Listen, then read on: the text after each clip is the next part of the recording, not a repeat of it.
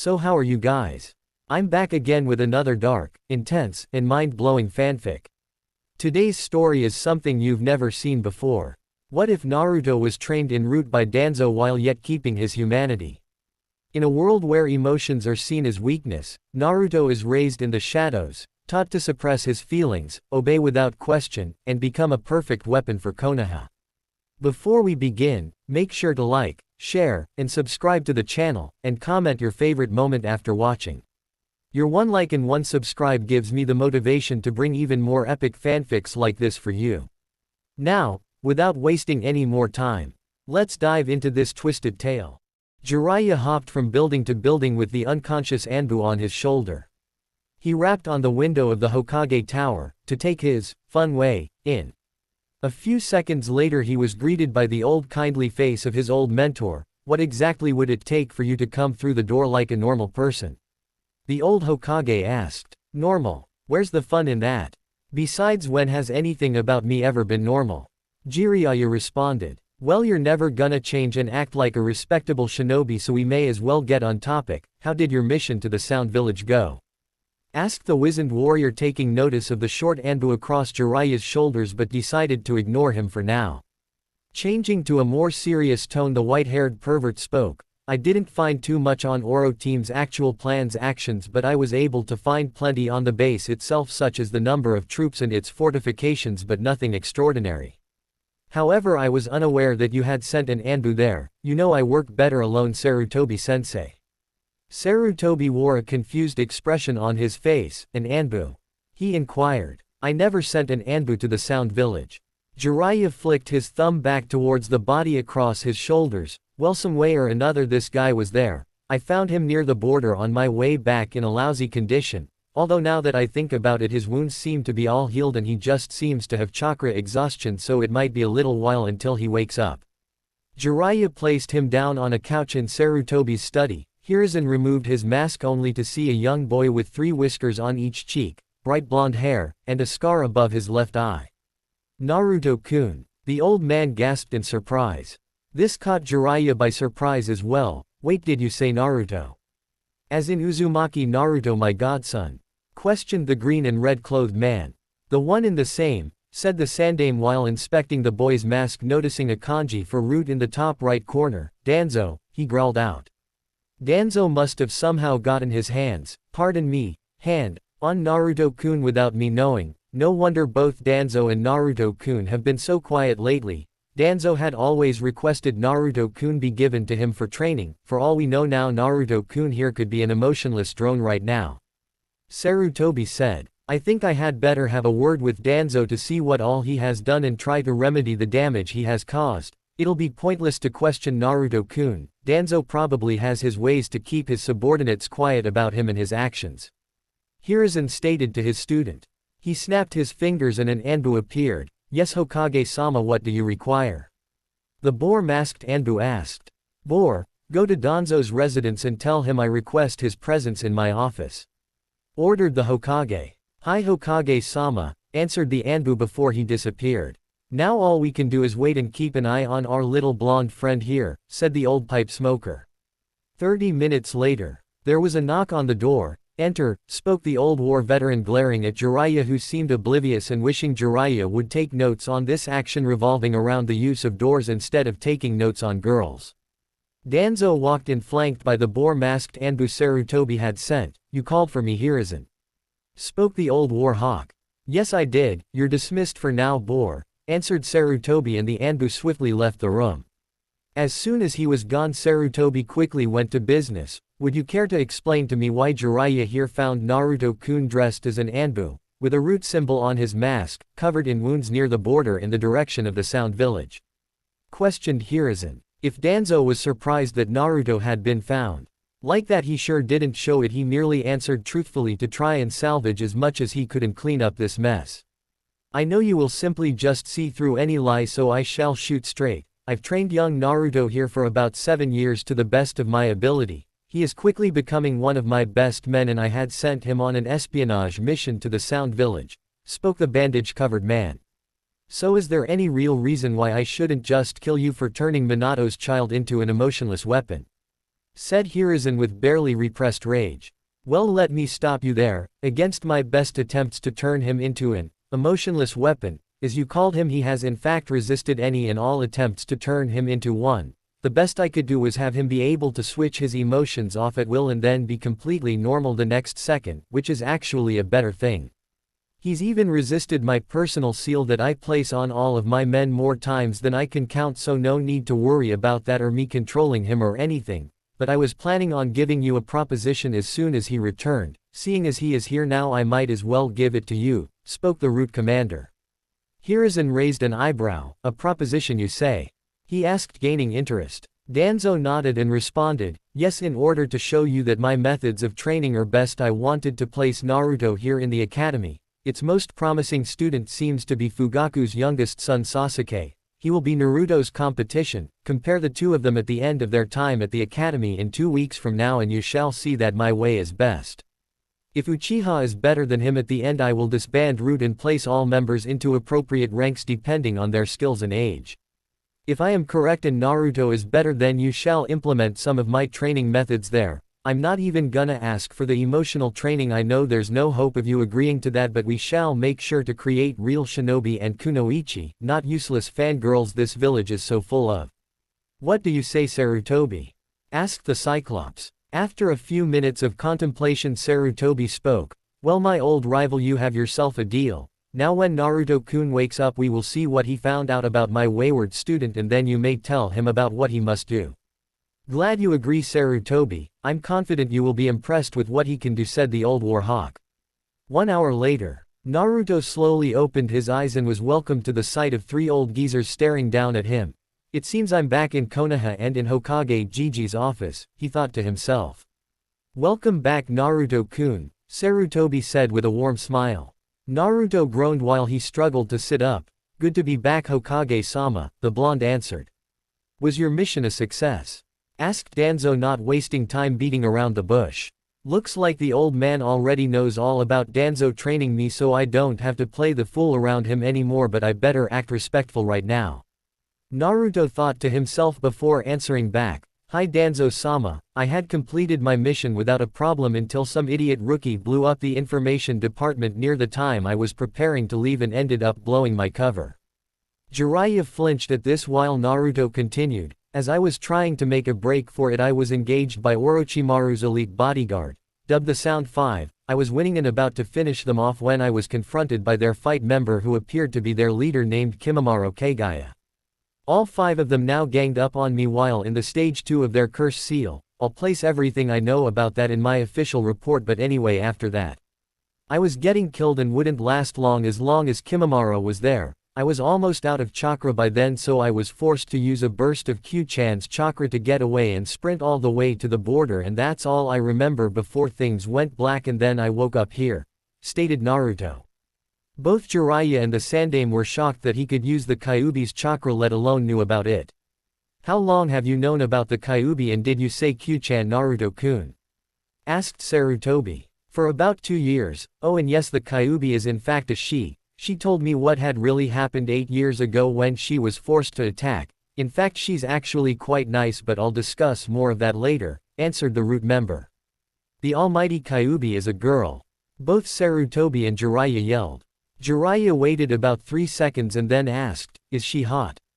All 3 other occupants in the room sweat dropped at this. Sarutobi bowed his head in shame of his student and thought to himself, 3 seconds, that's gotta be some kind of record for him. Yeah, I get that whenever I tell people. Granted, it's just been you 2 and Danzo that know, but that's besides the point. Back to my report. The most important thing that I learned while I was there was that both the Sound and the Sand plan to invade us during the next time the Chunin exams are being held here, which will be in about 6 months. I assume most of Suna will just be following orders of their Kazekage and superiors, who has been eliminated and then impersonated by Orochimaru, said the young Jinchuriki. If the fact about the Kyuubi had surprised them, both were now quite thoroughly shocked. Naruto continued, what's worse is we can't really do anything to prove that the Kazekage isn't who he says he is without fighting him, and so the only thing we can really do is prepare for what's bound to happen. I shall give a full report on their battle plans and strategy when I submit the report, and I'll make a copy for you as well, Hokage Gigi, first thing first, I need some more rest to get over this chakra exhaustion. It's mostly gone now though. Sarutobi shook out of his stupor and replied, very well Naruto-kun, I shall go and try to make as many adjustments to our security and fortifications as I can in preparation for this invasion until I get your report. By the way, Danzo has something to discuss with you, so I'll leave you two alone. Naruto nodded and waited until Jiraiya had left as well before speaking. What is it you wish to speak of, Danzo-sama? He assumed it might be another mission, so he kept his urge to make Danzo twitch by calling him Gigi in check. Yes, it's about your next assignment. You are to join the academy and show off all of your skills. I don't want you to hold back. Flaunt your power, however don't be arrogant. I want you to show the power of Root. Just don't use the Kyuubi's power. Oh, and don't kill any of them, he added with a smirk that Naruto shared. And one more thing, be sure to make the Uchiha look totally pathetic. Hi Danzo-sama, it shall be done, the loyal soldier replied. Good, I have confidence that this could be your most simple mission in terms of life-threatening situations. None of them stand a chance against you, and you also seem to be very socially adept, so that shouldn't be a problem either. Then he left Naruto by himself.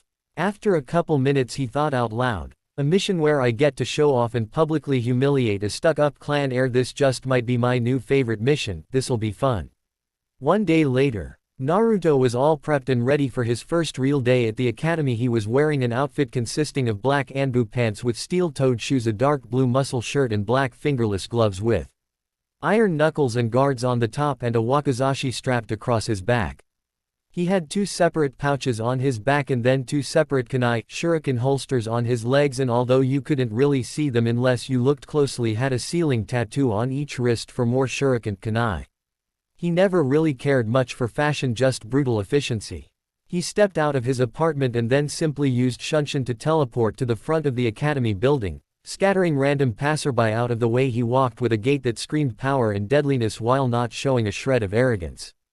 He strode in and looked around. He simply ignored all the civilian children and focused on the clan heirs. His class seemed to be full. He first spotted an Inazuaka being dropped off by a very feral-looking mother, and shortly later an Aburame who quickly went and stood off into the shadows to observe the other students. Then came in a young Hyuga who looked like she wanted to melt into her jacket rather than stand proud like all the other Hyuga were known to do. After that came in a pair of children, one with a lazy expression and another one stuffing his face with potato chips, clearly Inara and Akimimichi. After that came a girl with a purple outfit and long blonde hair that came down to her butt, who clearly was popular judging by the group of civilian girls that seemed to follow her around like her posse, clearly a Yamanaka. I mean, how many blondes other than him were in Konoha? He was about to keep looking around when he stopped and looked right next to the Yamanaka and saw a bunch of neon pink hair. Talk about standing out, he thought to himself. That's like stealth's worst enemy. What does pink hair blend with in the forest? Nothing. She is so dead when it comes to life. Moving on, he saw his target, and strode like he owned the place, was Uchiha Sasuke, followed by a group of his fangirls. That seemed to be all the people that mattered to him, and then proceeded to head into class. He quickly sat down at the top row in the corner to keep an eye on all that happened in the class.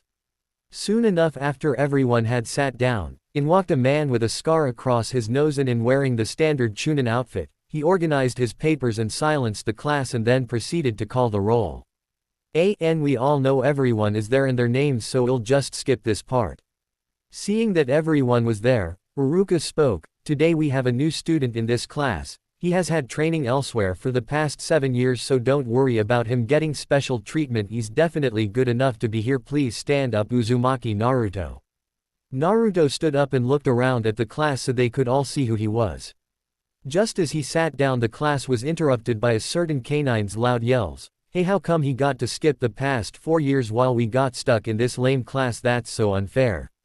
Since when is life ever fair, Kiba? Just sit down and be quiet, Uruka said, annoyed. After that there wasn't really any outbursts since they all knew they couldn't really do anything about it, so they all just waited until it was time to go outside and do the sparring matches and such. Uruka called the first pairing, which coincidentally for Naruto happened to be him and Sasuke. Although the fact that both of their surnames start with the letter U makes it less of a shock. Uzumaki Naruto and Uchiha Sasuke, please come to the center of the circle, please. Naruto simply walked in while Sasuke strode in while basking in the praise of his fangirls with Ino and Sakura leading the cheer.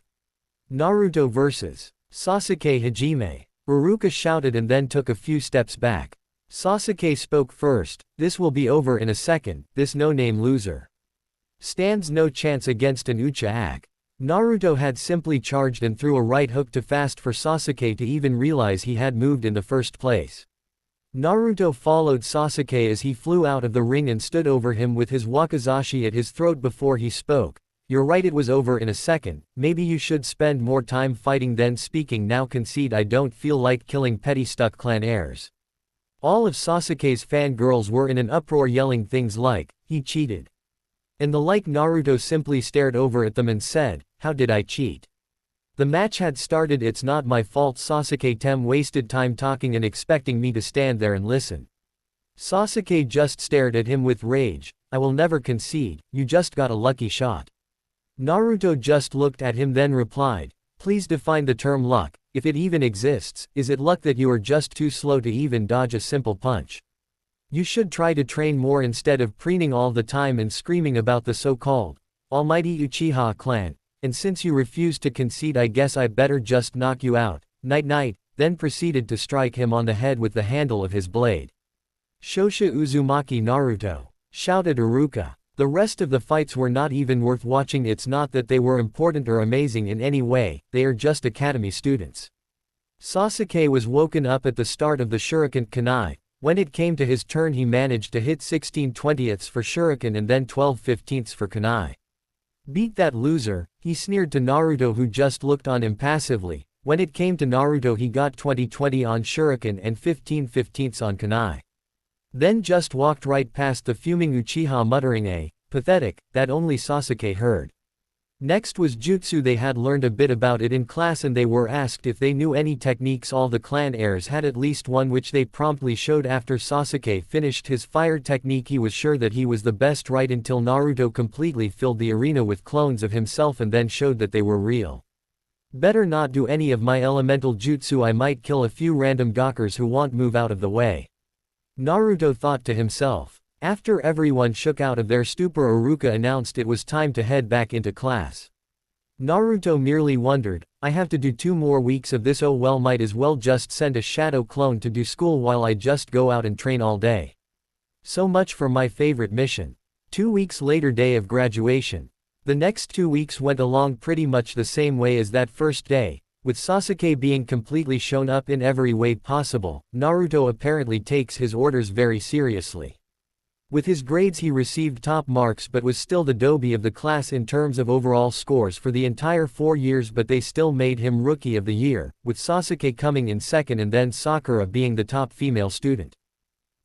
Sorry, absolutely no competition for top female student. I mean, there's only 3 female students that were even bothered to have names and I can't really fit any OCs in, so sorry if this upsets you. This was one thing that he never got tired of laughing at. It's ridiculously easy to be the top kunoichi in his class. If any single one of them took a smidgen of effort into their training they could be the best of the class. Sakura along with all the other girls practically failed in the physical portions of class. The only one who didn't was Hinata, but she was too timid and nice to actually win a spar. Sakura was only the top because she aced every single written test they were given and was good at the ever useful kunoichi lesson, flower pressing. He wished that they had more girls like that bun-haired chick from the class ahead of them that graduated the year before. Naruto got up around 5 so he could have time to do a few laps around the village to warm up before he had to leave for the academy. Well, it's the last day, I might as well show up this time, EHQ-chan, thought Naruto in their telepathic link. Sure, just try to make it interesting. It's just so boring in here without you going on missions where you actually get to kill. I swear I'm so glad that this academy mission doesn't last more than 2 weeks, replied the Biju. Sorry about that, Q-chan, I can't really do any missions because I'm still doing this one, and besides it's only been 2 weeks, Blondie replied. Yeah, I've heard it all before, just put on a good show today if the fight actually lasts more than 5 seconds, said Kyubi. After finishing his laps he arrived at the academy with about 10 minutes to spare and took his usual spot in the back corner and waited a couple of minutes for everyone else to get there. Iruka arrived and with little success gaining their attention, decided to scratch his nails on the chalkboard. Suffice to say they all shut up pretty quick. Smirking, Iruka spoke, "Okay everyone, this might be your final day having me here as your teacher. You will be off doing missions and protecting the village. I am very proud to have been your sensei and I wish you all the best of luck on your test." After that he passed the papers around and told them to turn over the papers and begin. Naruto snorted when he read his. "Oh look Q-chan, I got the ANBU-level test again. You'd think they would have learned after all the times they tried these 2 weeks. While you humans are stupid, they still hold that petty grudge against me after all these years. They could at least do a better job at trying to fail you though," replied the nine-tailed Biju. "Hey, I resent that," Naruto responded, "but it's still true." After everyone had finished their tests they all went outside to do the standard sparring against each other, then shuriken kunai, and then the basic academy jutsu. Once again the teachers placed the top 2 students against each other so it could be fair.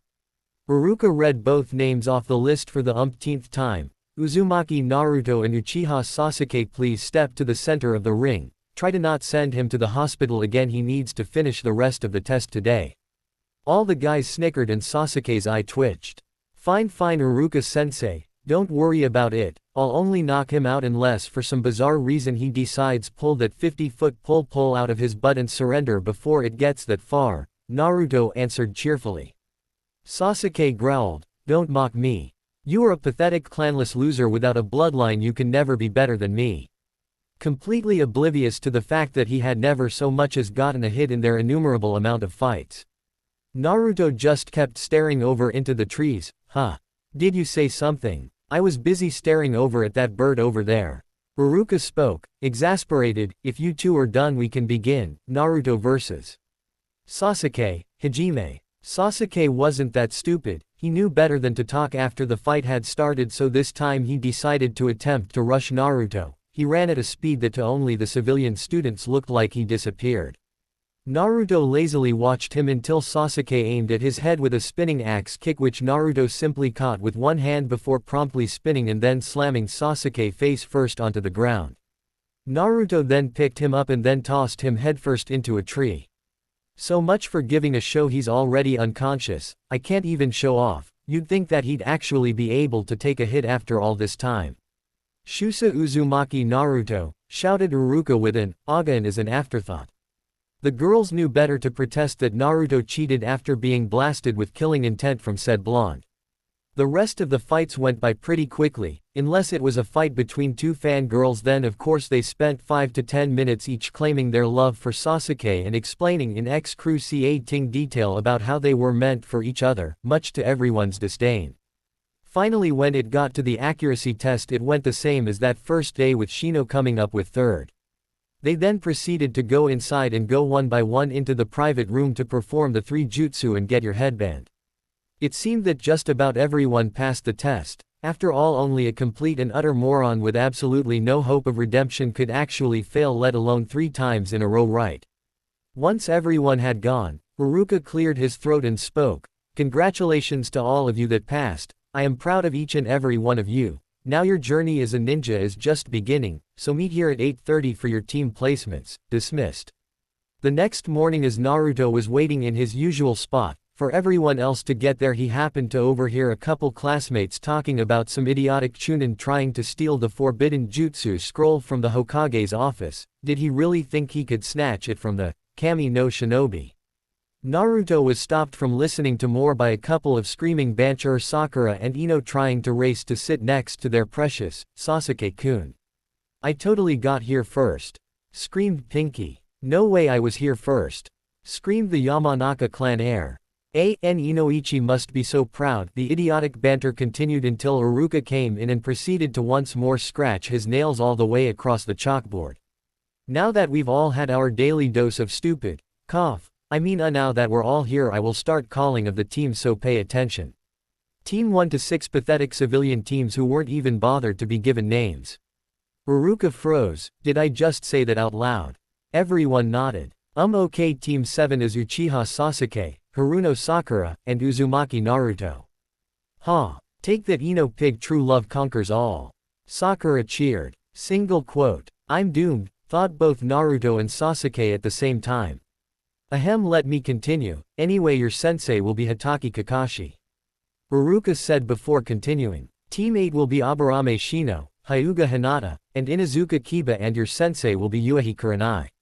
Iruka continued on. Team 9 is still in circulation. Team 10 is Nara Shikamaru, Akamichi Choji, and Yamanaka Ino, and your sensei is Sarutobi Asuma. Now everyone may go to lunch and your senseis will be here to pick you up afterwards.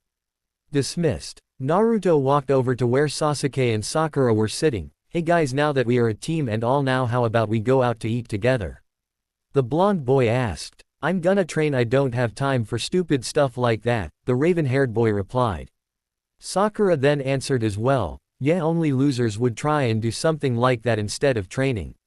Hey Sasuke, want to go get something to eat with me so we can work on our teamwork? Everyone left in the room, sweat dropped. Ooh, okay then, Naruto said as he waited a few minutes before walking out.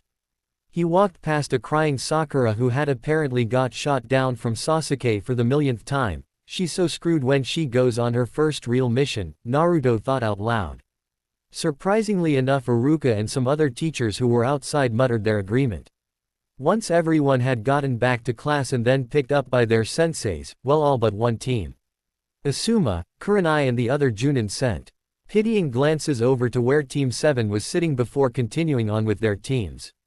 Naruto just decided to pull out a new jutsu scroll for fire jutsu that he was working on. Sasuke continued his favorite pastime, watching the paint peel while brooding. Sakura continued going back and forth between fuming and pacing, and then back to just staring, drooling at Sasuke.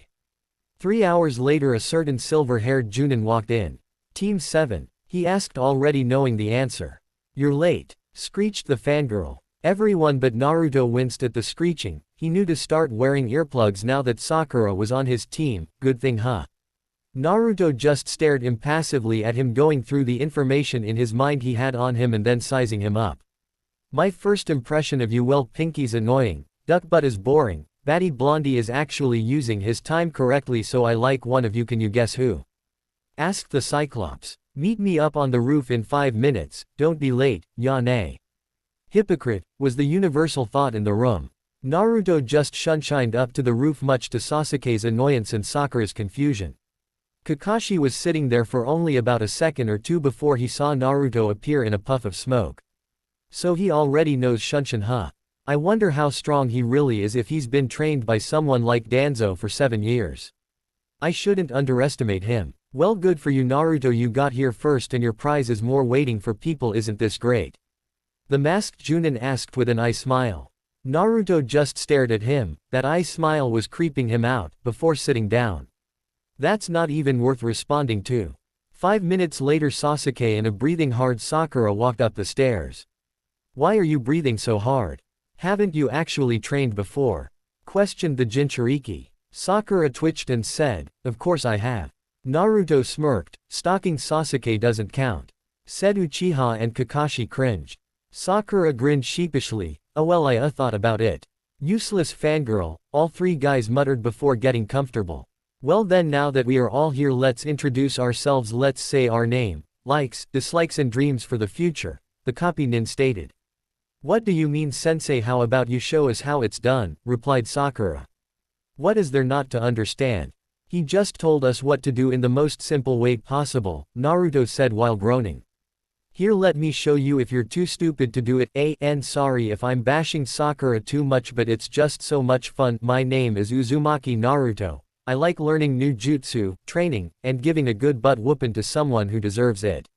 I dislike arrogant jerks who think they're king of the world, fangirls, people who underestimate me, and people who can't tell the difference between the jailer and the prisoner. My dream for the future is to become a famous ninja rivaling the Hokages. Kakashi nodded, then pointed at Sasuke, duck butt, go ahead. Naruto smirked while Sasuke and Sakura twitched. My name's Uchiha Sasuke. I don't really like anything other than getting stronger. I dislike useless people, and I don't have a dream, but I have a goal, and it is to kill a certain man. Sakura stared at him with stars in her eyes as if he was the most awesome person in existence, while Kakashi sighed while Naruto snorted before speaking. Please, do you really think you can ever stand chance against someone like Itachi? He was in ANBU at our age while you were just a genin. You can't expect to kill him unless he has some freaky incurable illness, and if he was actually letting you kill him. Highly improbable, right? Sasuke turned to him in a rage. Shut up, Dobi. But before he could continue on, Kakashi silenced him. Anyway, it's Pinky the fangirl's turn now. Sakura shook out of her thoughts wondering who Itachi was and then started. Well, my name is Haruno Sakura, my likes are, well, the person I like is, looks at Sasuke and blushes. My dislikes are Ino Pig, and my dream for the future is, looks at Sasuke and blushes heavier. You just imagined yourself and Sasuke surrounded by pink-haired kids, didn't you? Naruto questioned before Sakura turned away to hide her blush, and Sasuke cringed again. Kakashi just sighed harder than the last time before speaking. Okay, well, meet me tomorrow at training ground 7 at 5 am so we can have our real graduation test. Sakura screeched. What real graduation test? We already took our test at the academy. Naruto groaned before responding. Do you really think that that test was our final test before we became shinobi? How in the crap did you get the top scores in academics? That test was just to take out all of the hopeless cases, but apparently it forgot one, or the academy's standards are really that low. Sakura twitched and was about to do something before Kakashi interrupted them.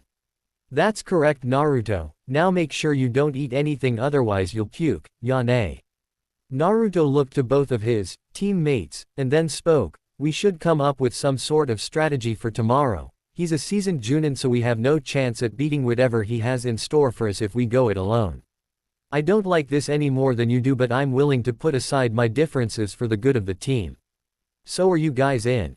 Sasuke thought for a millisecond and then responded. Please, I am an Uchiha. The only one who can defeat an Uchiha is an Uchiha. I don't need your help. Sakura chimed in. Yeah, he doesn't need any of your help, you'll just slow him down. Naruto sighed. Really, Sasuke, do you not remember any of the times I defeated you? And I'm pretty dang sure I'm not an Uchiha. And Sakura, look who's talking. You're the weakest link. You'll die on your first real mission, and to top it all off, you haven't even trained a day in your life. Sakura just ignored his words as she had all the other times she heard it from Iruka and their other teachers. Sasuke actually chimed in this time. Uzumaki is actually right. If you have the time to waste trying to make the neon kill me sign you call hair look pretty, you could actually spend it training. Sakura actually heard him this time and then promptly went into the fetal position and burst into tears. So useless, both Sasuke and Naruto thought before leaving. The next morning Naruto arrived at the training field to see both Sasuke and Sakura there already. He walked up and he saw Sakura pestering Sasuke for a date every 2 seconds. Apparently Sasuke's words had little to no effect on her. He then heard both of their stomachs grumbling and then he smirked. You two actually didn't eat. Are you really that dumb? We need food to have energy for whatever sensei has planned. What good are you starving? Well, to Sakura it makes no difference, and I expected this. Sasuke, come on, don't tell me the almighty Uchiha fell for it too. Oh well, sensei won't be here for at least another 3 hours, so I might as well make use of my time. After that Naruto then started performing his katas for both taijutsu and kenjutsu while Sasuke and Sakura were still looking down in embarrassment. 3 hours later on the dot, Kakashi showed up. Sakura was about to use her inhuman lungs to scream about how he was late before she fell to her knees from the killing intent released by Naruto. Don't you dare start screeching again. I didn't bring my earplugs and I don't feel like having to hear your annoying voice right now. Okay then, well, now that I'm here we can begin. As he pulled out 2 bells. Your objective is to get these bells from me before noon. This test has a 66% of failure, so you guys will probably fail. Ready, begin, Kakashi stated before all 3 genin disappeared. Naruto was hiding behind a group of trees scanning the forest for his 2 teammates. He quickly spotted Sakura hiding under a bush. Geez, how on earth did she get the top scores in the class again? That's the dumbest thing I've ever seen. She's wearing bright red, and has neon pink hair. Seriously, who does that? He shunshined over to where she was and proceeded to cover her mouth before she started her screeching. Sakura, it's only me, Naruto. Just stay calm and shut up, he whispered. Sakura nodded and then Naruto released her and then continued. I'll say the same thing I told you yesterday. The only way we can manage to get the 2 bells is if we work together. I don't exactly feel like going against an elite Chunin like Kakashi and then getting sent back to the academy right now. Do you? So are you in or out? Sakura pondered this for a second before responding in her usual screeching voice, no way. I don't want your help, besides Sasuke-kun will save me if something happens to me. Naruto groaned and then hissed, you moron, you just gave away our posit. Well, you rejected working as a team, Sakura, and then you gave away you and your comrade's position. I don't think you're getting any points for teamwork. But let's begin. Lesson 1, Genjutsu. Megan. Hell viewing technique, Kakashi said while reading his book atop a tree branch. Naruto quickly dispelled the illusion but cringed when he heard Sakura start screaming. Okay, this is just really sad, why couldn't I get a useful kunoichi teammate? The blonde Jinchuriki said, shaking his head before looking at Kakashi and speaking. Don't worry, I'll be back to face you and take those bells. I just want to see if I'll have better luck with my other teammate first. Have fun with your book. Kakashi I smiled and then waved. "K, good luck. I'm glad someone has the right idea. I mean, what kind of moron would attack a Chunin head-on without any kind plan or surprise? Probably the kind that wears bright orange and screams about becoming Hokage while dreaming about ramen, but I'm so glad we don't have any of those around here." Naruto said before using a body flicker to go where he saw Sasuke. Naruto appeared right in front of Sasuke, making him jump. Well, at least he didn't scream, although that could have been some good blackmail. Oh well, let's see if I have better luck this time. What do you want, Uzumaki? Sasuke whispered. The same thing I wanted yesterday, Tem, for us to work together against the old Cyclops. I can't beat him by myself, and if all our fights were any indication, you know you are worse than me by a lot, so you know you don't stand any kind of chance against him. So if we work together we have a slightly better chance of getting the bells. The root member stated. Sasuke didn't even bother thinking about it before responding in typical Uchiha style. No way, I am an Uchiha elite, he has no chance against a prodigy like me. Do you even know who we are fighting? He's the Sharingan no Kakashi. He was graduated at 5, Chunin at 6, and then became a Junin at 13, while you're only a Genin at 12. He's the prime example for prodigies everywhere, so let me just tell you that you have even worse chance than I do, so are you gonna come or not? Kakashi was standing above them in a tree listening to their conversation, hiding his chakra signature and making sure he wouldn't be seen.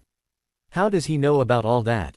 Sure, it'd be common knowledge for a genin if he actually tried to find this all out, but still. Sasuke had started paying attention when he heard Kakashi's nickname but then shrugged it off before responding. I told you I don't need any of your help, Uzumaki, back off.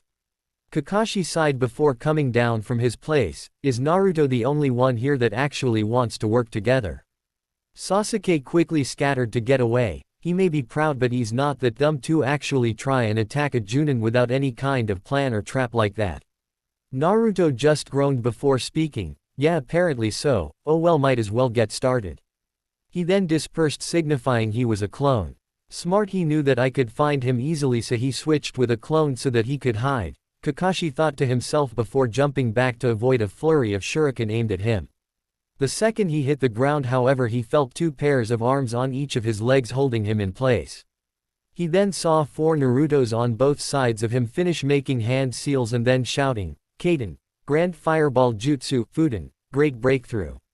Seeing 2 powered-up fireballs coming from both sides, he quickly made a seal-less Kawarimi and then had to duck under a Fuden-enhanced slash of Naruto's wakizashi. He came back up with an uppercut aimed at Naruto's ribs, while Naruto used the force of his strike to make him continue on spinning out of the way. Naruto then sheathed his blade and then made 5 shadow clones and then called out his jutsu Fuden, wind drills. Kakashi watched as drills of wind appeared upon each Naruto's arms. He quickly made a seal-less shadow clone before jumping back to watch what the happenings. All of the Narutos rushed upon the clone from all sides, giving it a hard time trying to dodge. For dodging was the only thing it could really do, for if he tried to block one of those deadly punches it'd be missing an arm and then disperse. After a minute of this, Naruto and company managed to disperse the clone. He then turned to Kakashi and had his clones scatter to be used for Kawarimi purposes just in case. Naruto proceeded to throw a pair of kunai at Kakashi, with one being right above the other. Kakashi lazily watched and noticed that they would end up going a little high and then dismissed them before looking at Naruto to taunt. Are you getting too tired to aim right, Naruto? He was surprised when Naruto just smirked and then twitched one of his fingers indicating that one of them was attached with wire. The one below tilted up and struck the top kunai, making the top kunai go straight down aimed at Kakashi's head. While the bottom one just started falling behind Kakashi's head. Kakashi still easily caught it, the one aimed at his face before he could say anything. However, Naruto disappeared and a kunai appeared where Naruto had been standing. Oh crap, Kakashi thought before leaping forward out of the way. He didn't get away unscathed however. Naruto slashed across his back and managed to get his arm while the kunai Kakashi had caught transformed back into one of Naruto's clones, which then proceeded to slash at the wires of the bells. The original Naruto then proceeded to grab the bells and then Kawarimi with a clone. He really is his father's son to come up with a simplified version of the Hiraishin. Kakashi pondered. Well, I knew I couldn't defeat you in a straight fight, but snatch a couple of bells, no sweat, Naruto said smirking. Both Sasuke and Sakura, who had woken up, watched in awe how Naruto easily managed to get the bells from Kakashi. Naruto tossed a bell back to Kakashi. I only need one bell, right? So I might as well give the others some kind of chance to pass, so I'll just be enjoying the show. Ya nay. Kakashi reattached the bell and then used a low-level medical ninjutsu to heal his arm. Well, he easily passes. He definitely figured out the teammate part down and then still managed to get a bell from me. But it won't matter if the others don't get it. Sasuke then appeared before Kakashi, confident that he could also get a bell from him. If that loser can get a bell, so can I. You shall know the might of the great Uchiha clan. What clan? Aren't you always preening about being the last loyal Uchiha? If they are so great, they should be alive and not be killed by one man. Naruto shouted from his spot up in the trees. Shut up, Uzumaki. Well, anyway, I'm not like those other two. I'll easily defeat you and take the bells. Sasuke said while adding a couple more feet to that already 50-foot pole in his butt. Oh, I'm sorry, did you say something? This is my favorite part, said the Cyclops while turning a page in his book. Stop mocking me, you will fear the power of the Uchiha and bow before me. Sasuke screeched, much like a certain fangirl watching the happenings. Ya know, this is kinda why Naruto is my favorite right now. He's the only one on this team not causing some kinda damage to my ears, and plus he doesn't spend 10 minutes before a fight talking. Kakashi stated before trying to take out the ringing in his ears. Fine then, here I come. Sasuke charged, throwing a couple of kunai in hopes of distracting him before he reached Kakashi. Kakashi lazily moved out of the, not wanting to take any chances after what happened with Naruto, before calling out, Lesson 2 Taijutsu. Sasuke reached him and jumped into the air and coming down with a kick and his heel aimed at Kakashi's temple. Kakashi leaned bent over backwards with his hands supporting him and then promptly kicked Sasuke in the middle of his back, sending him flying up into the air. Kakashi disappeared, and then reappeared right above Sasuke, aiming both feet at Sasuke's stomach. Sasuke had no chance of dodging and was slammed back into the ground while coughing up blood. Kakashi landed next to him, tossing 3 kunai in a triangle surrounding Sasuke, and then stated out one last time, Lesson 3. Ninjutsu, then finished the hand signs and then called out the jutsu name. Raiden. Static barrier. Sakura and Naruto watched as Sasuke was then enclosed in 3 walls of lightning. Well, that was fail. Sasuke really should have accepted my help. Oh well, his loss. Naruto said, chuckling. They were then interrupted by the clock going off, signaling the end of the test. 5 minutes later. Why am I the one tied up to the post?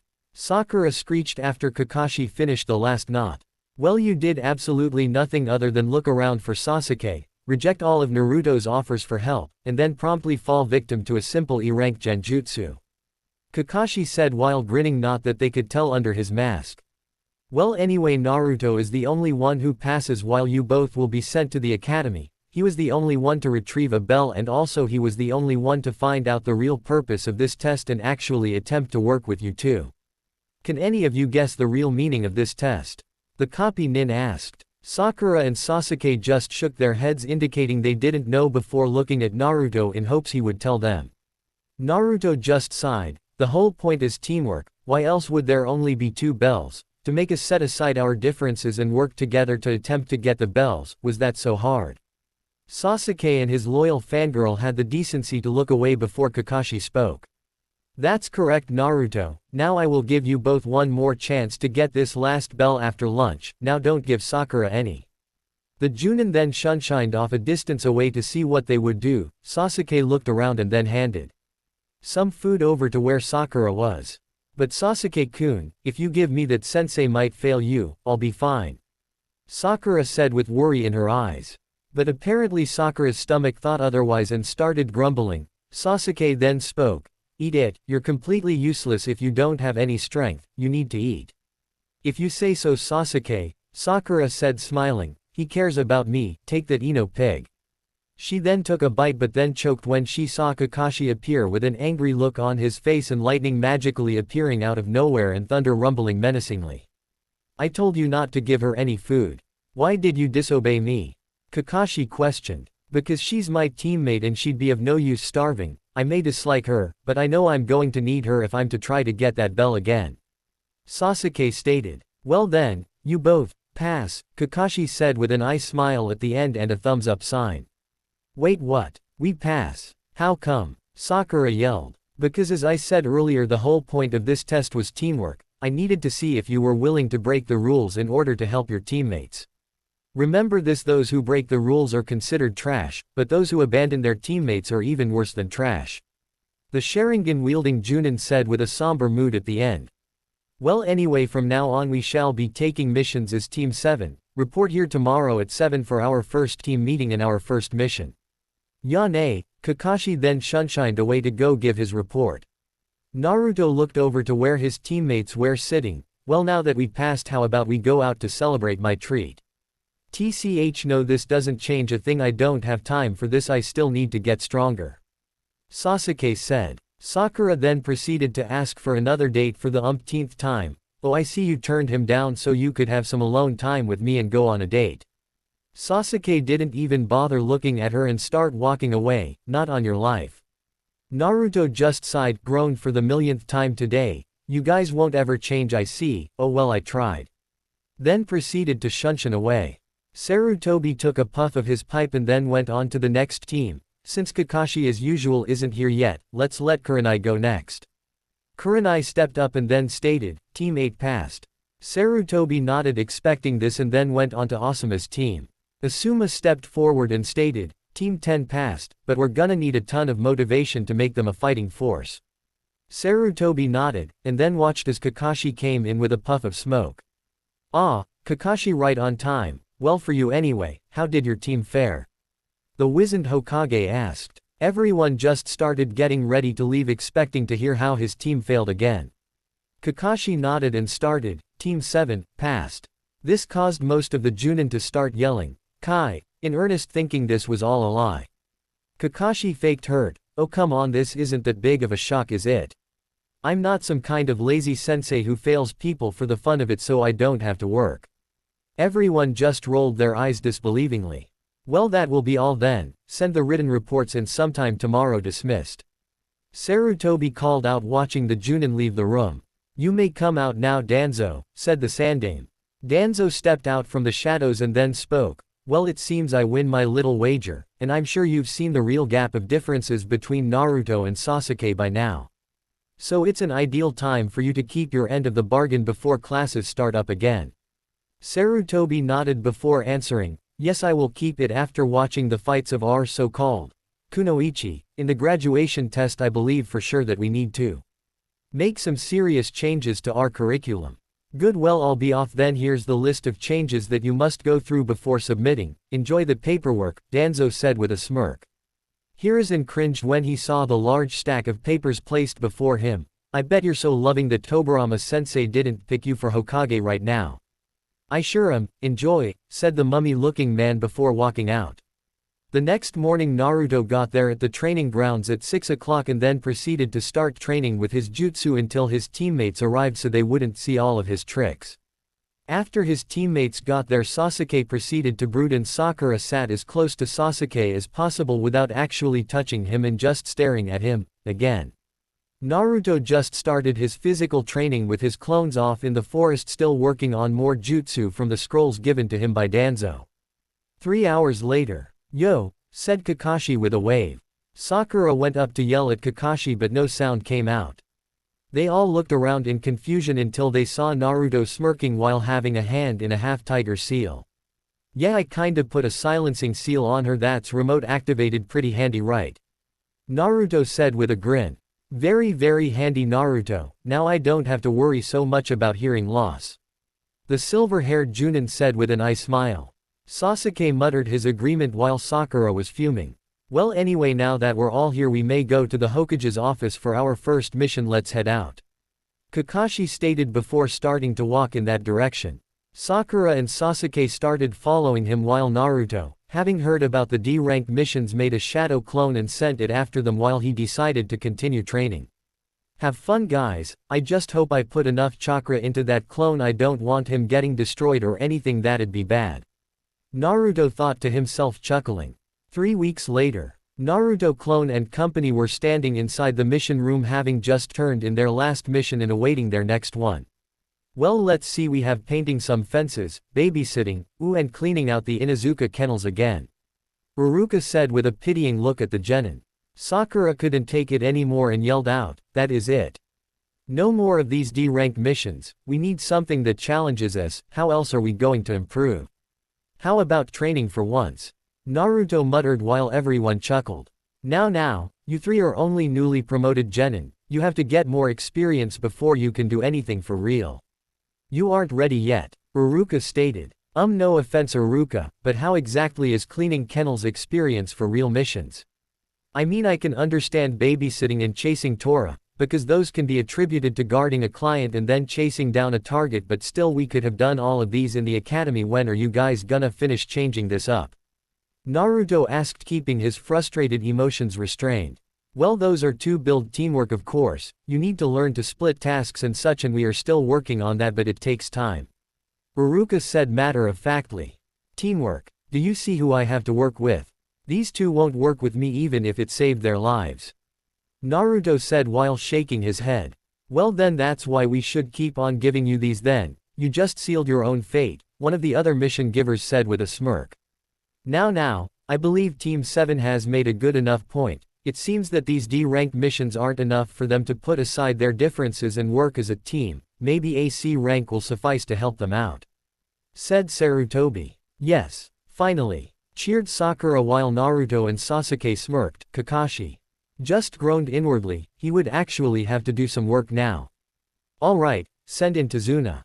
Sarutobi called out. In walked an old man holding a bottle of booze and smelling worse than the bottle. Your mission is to guard Tazuna here to his country in Nami no Kuni and then guard him until he has completed building his bridge. Hiruzen said while reading off the mission scroll. This group of brats are the ones going to protect me. The blonde one actually looks ready, armed to the teeth as he is, but what kind of brain-damaged idiot tries to be a ninja while having pink hair? Tazuna questioned while slurring his words. Everyone but Sakura started chuckling and Kakashi restrained Sakura to prevent her from harming the old man, who was probably the only person Sakura could actually win a fight against. Alright everyone, meet me at the front gate in 20 minutes so we can leave. Don't be late now, later, said Kakashi. All Naruto had to do to get ready was place his food and extra clothes into a sealing scroll and he was all set to go. He placed a bunch of clones back to the training ground to continue practicing Fuinjutsu among other things. He actually had been taking to it really easily. Danzo had insisted that he try it a couple years ago, and since then Naruto had been creating tons of new seals and been getting better at it. Naruto was the last one to arrive at the gate and he was shocked to see Kakashi there already and started yelling out, "Kai," over and over, but Kakashi just scratched the back of his head and I smiled. Don't you know how rude it is to be late, Naruto? I'm sorry guys, I got lost on the road of life, Naruto said with a smirk. Ah, touché, Kakashi said with an eye smile. Alright guys, now that Naruto has arrived we may leave form up and let's go. Hi sensei, the three replied. Naruto was in front with Sakura and Sasuke on both sides, Kakashi in the back and Tazuna in the center.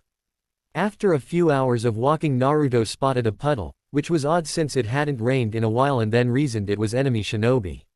He glanced at Kakashi, who nodded, and then made hand signals behind his back so that Sasuke and Sakura could be aware. They then nodded as well. A few seconds after they had passed by the puddle, the two mercenaries rose up and then wrapped around Kakashi with their chains, ripping him apart. Only Tazuna was surprised by this. To the three squad mates this was all a part of the plan. Sakura and Sasuke quickly stood in front of Tazuna while Naruto drew his blade and charged and created a seal-less shadow clone.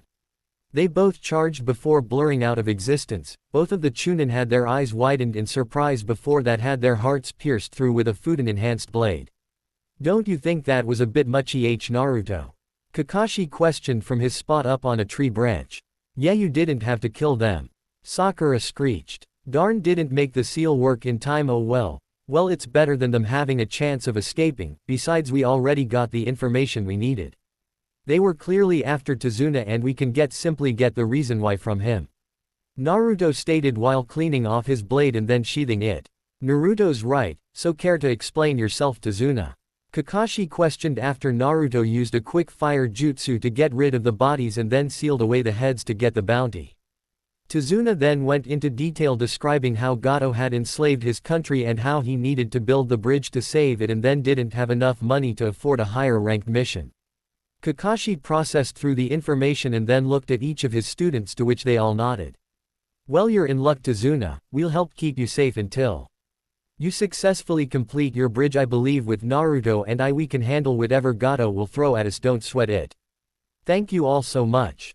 Oh, and about the money for a higher class mission, once my country is back on its feet we will send you the amount, said the old bridge builder while shaking Kakashi's hand vigorously. You're very welcome. Now let us continue on, but be on your guard everyone, next time we may be facing a Junin like myself, not just Chunin, Kakashi said seriously.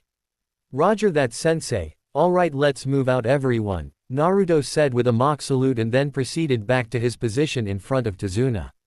This is as far as I can take you, Tazuna. Good luck, the rower said in a hushed voice. Thanks for taking me so far, you won't regret it, that bridge will be finished in no time at all. The old bridge builder said with a smile.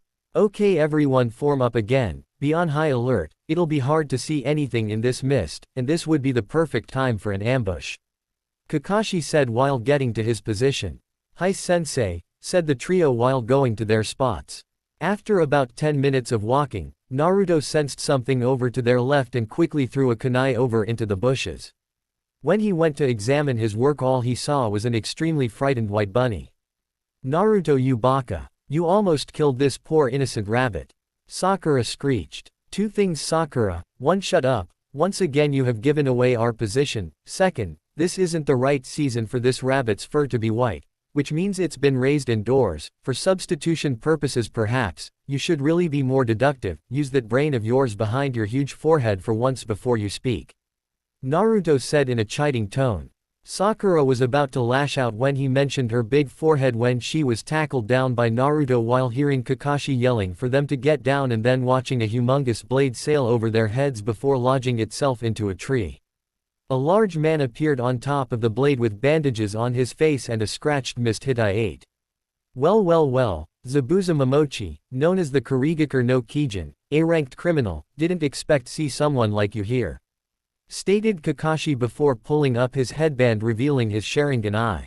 The great Sharingan no Kakashi knows my name, I'm honored, and I get to see the Sharingan for myself. Let me kill the old man and I'll leave you and your bunch of brats alone, said the sword-wielding ninja.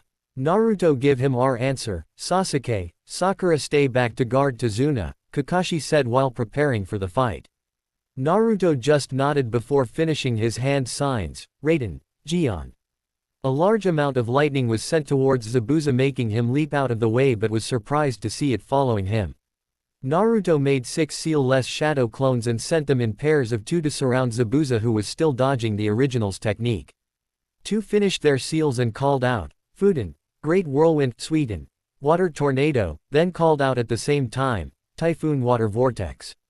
2 others waited a few seconds to make sure their technique wouldn't cancel out the other one and then sent in their jutsu, Fudan, Daidappa, Kaden, Gokaku, bringing out a powered-up fireball.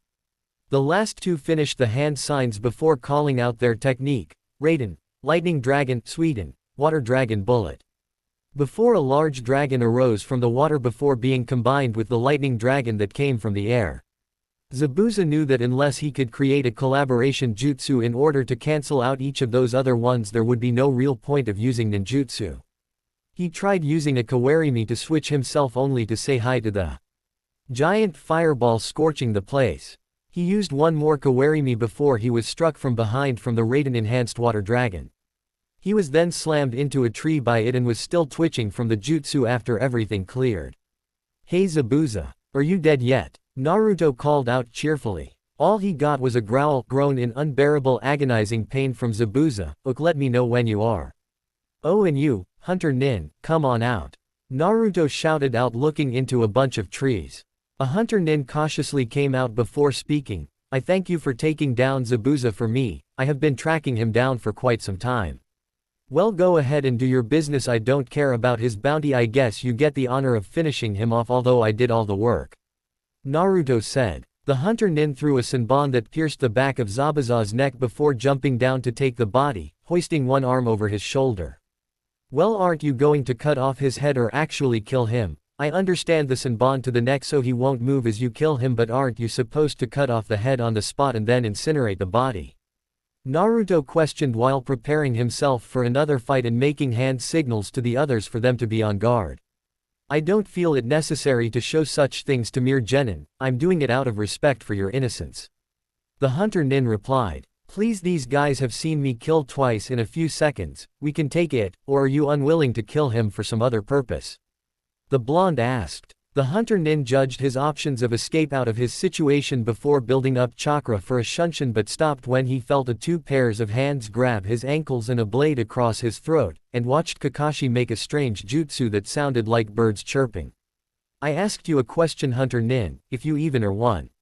Must we spill your blood?" Naruto questioned while the clone pressed his blade harder into the fake Hunter Nin's neck, and the clones grabbing his ankles channeled lightning chakra into their palms, much to Kakashi's interest, while Haku started having trouble concentrating while being shocked. He then decided to go with a long shot. It may end up with his throat slit, but it was worth a shot. He quickly expelled wind chakra from all around him, scattering the clone's lightning chakra and blowing the clone back. Although his blade managed to still cut across his throat, nothing dangerous, it would just leave a scar for a while. Just as Kakashi was about to reach him, having felt him building up his chakra for that wind move, the Hunter Nin had managed to jump back to have time to shunshin out of the way. "Well, that was fail. We need to work on our capturing methods a little bit. Maybe some genjutsu would be nice or something. Oh well, let's keep moving. Zabuza won't be battle ready for about a week, and we need to get these two whipped into shape to help fight this time," the Jinchuriki said while sheathing his blade and dispelling the clones. Kakashi nodded while covering his Sharingan eye once more. "Alright guys, let's move out. I want us at Kazuna's home before sunset." "Roger that, sensei," was the trio's reply once more. The next morning, after they had arrived and met Kazuna's daughter, Tsunami, Kakashi had woken Sasuke and Sakura and headed out to where he guessed Naruto was already training, having gotten up already. As the three arrived, they saw Naruto facing off with a clone along the side of the tree at a perfect 90-degree angle. It was as if they were both on normal ground with the ease that they had when moving. "Hey Naruto, thanks for the demonstration of what I'll be teaching these two. I see you already got it covered to a pretty amazing level, so I think I'll be teaching you something different," Kakashi said once Naruto finished. Sasuke just glared at Naruto for knowing things that he didn't, but then reasoned that since a clanless loser like him knew it, that it was beneath him. If Uzumaki here knows it, I, an Uchiha, shouldn't waste my time with such a pathetic technique. I demand you to teach me something better." Kakashi and Naruto just looked at each other and sweat dropped. Before Naruto spoke, "What makes you think that you being an Uchiha makes you so special? Shouldn't it be a bad thing that you're the only one of your clan left? I mean, it must have been a pretty weak clan to have every single member but you killed in one night by a teenager." Sasuke fumed and was about to charge when Naruto, in a blur of speed, was behind him with a kunai at his neck. "Ya know, I'm pretty sick of your attitude. All the civilians and a bunch of those civilian-born shinobi may think that you're hot stuff because of your name, but you know what? Your name means absolutely nothing on a mission when people are willing to kill you, and it means even less to me. I don't give respect for your family. Hell, I don't even respect a single member of your family except Itachi, who did us all a favor by killing those arrogant pricks who think they are all above us because they've had a leg up above most normal people." Naruto silenced Sakura with a glare right when he assumed that she would try to interject, and then continued, "If you think that you can order me or Kakashi around like you tried to do, you've got another thing coming. You need a major lesson in respect, and I'll be most delighted to teach." Now go concentrate chakra to your feet and climb up the tree and use a kunai to mark your progress, skedaddle. Naruto promptly kicked him forward while tossing him the kunai, then he and Kakashi shunshined a distance away to practice. Well, nice speech, and I probably would have done something similar if it was my style. Kakashi said while giving a thumbs up. More like too lazy, Naruto thought to himself. Kakashi continued, well, I believe that you have a sufficient concept of teamwork, well more than Sasuke ever will, so I'll be teaching you a very special technique of mine. It's my only original jutsu that I created myself. It's called the Chidori, Naruto said simply. What, how did you know? Kakashi asked, his single visible eye raised. Well, you're like a legend in Root, and Chidori is like your signature move, and then there's your even more beastly move, the Reikiri. It wasn't that hard to figure out really. The Root member replied. Well then, I see you already have the basics of lightning manipulation down, so this should be simple then. The hand signs are ox, rabbit, monkey, and Kakashi then went in depth of the concepts of the jutsu and then went to the drawbacks. There are two drawbacks to this technique. One is the large amount of chakra that is needed to perform it, but that isn't really a problem for someone with your reserves. The second is the most vexing problem, and that is the tunnel vision given with the technique. Because you are moving so fast, it's hard to see all the details such as an enemy counter-attacking. That's why it's a perfect combination with the Sharingan. So we'll see if we can find some way to work around it. Kakashi finished while in a thinking pose. Well, it's a good thing I have the Sharingan already then, Naruto replied while showing two Sharingan eyes with 3 tomos in each. You have the Sharingan? Kakashi yelled. Well yeah, obviously, I might as well tell you because I doubt I can get out of this without telling you all about it. Naruto said while motioning for Kakashi to sit down. Alright, no comments until after I'm finished. Itachi was ordered by the elders and the Sandaime to massacre the Uchiha clan to stop the coup d'etat that they were planning. After it happened, Danzo had us all collect the Sharingan eyes so that no one would come and rob them off of the corpses in the grave, and said that it'd be a waste just to destroy them all. Now that a lot of stuff about Root is out in the open, I'm sure it won't really matter if I tell you about this, especially since you're such a high-ranking person. Anyway, Danzo implanted Sharingan eyes into most of his highest-ranking Root members, myself included. The reason I can activate mine at will is because of Q-chan's doing, and another bonus is that there's no strain on my body. She takes care of that too, although it's only for me. All the other guys that don't have an ancient biju stuck in their gut has the same problem you do. Naruto finished before trying to gauge his sensei's reaction. Well, that makes things easier, let's get started, the copy nin replied after a few seconds. Wait, you don't really seem that shocked about it all, the genin responded. Well, some of the higher ranking ANBU such as myself knew about the coup d'etat, we just didn't know that Itachi was ordered to get rid of them all. It's just that Itachi wasn't the person to murder his whole entire clan, he abhorred bloodshed, so it all makes sense now. Well, shall we continue with this technique? The Cyclops questioned. Not quite. Naruto made a hand sign that Kakashi recognized well before calling out his technique, Taju Kage Bunshin no Jutsu. Kakashi widened his eye in shock seeing 2,000 clones standing. Now I'm ready. Well, get to it then, I'll go check in on the other two to see how they are doing. Kakashi said before body flickering away. One day later. You know, that's really unfair, only one day and you're already finished with it, and without hand signs no less. It's like you don't even need the Sharingan to copy a technique. If you do this you can master it instead of just copying it. I thought making you learn the Reikiri along with it would slow you down, but no, you just had to charge right through that too. Kakashi said with a mock pout. Naruto just looked sheepish before responding. Well, that's the beauty of having shadow clones help you train. You got any more awesome jutsu to teach me so I can break some more records?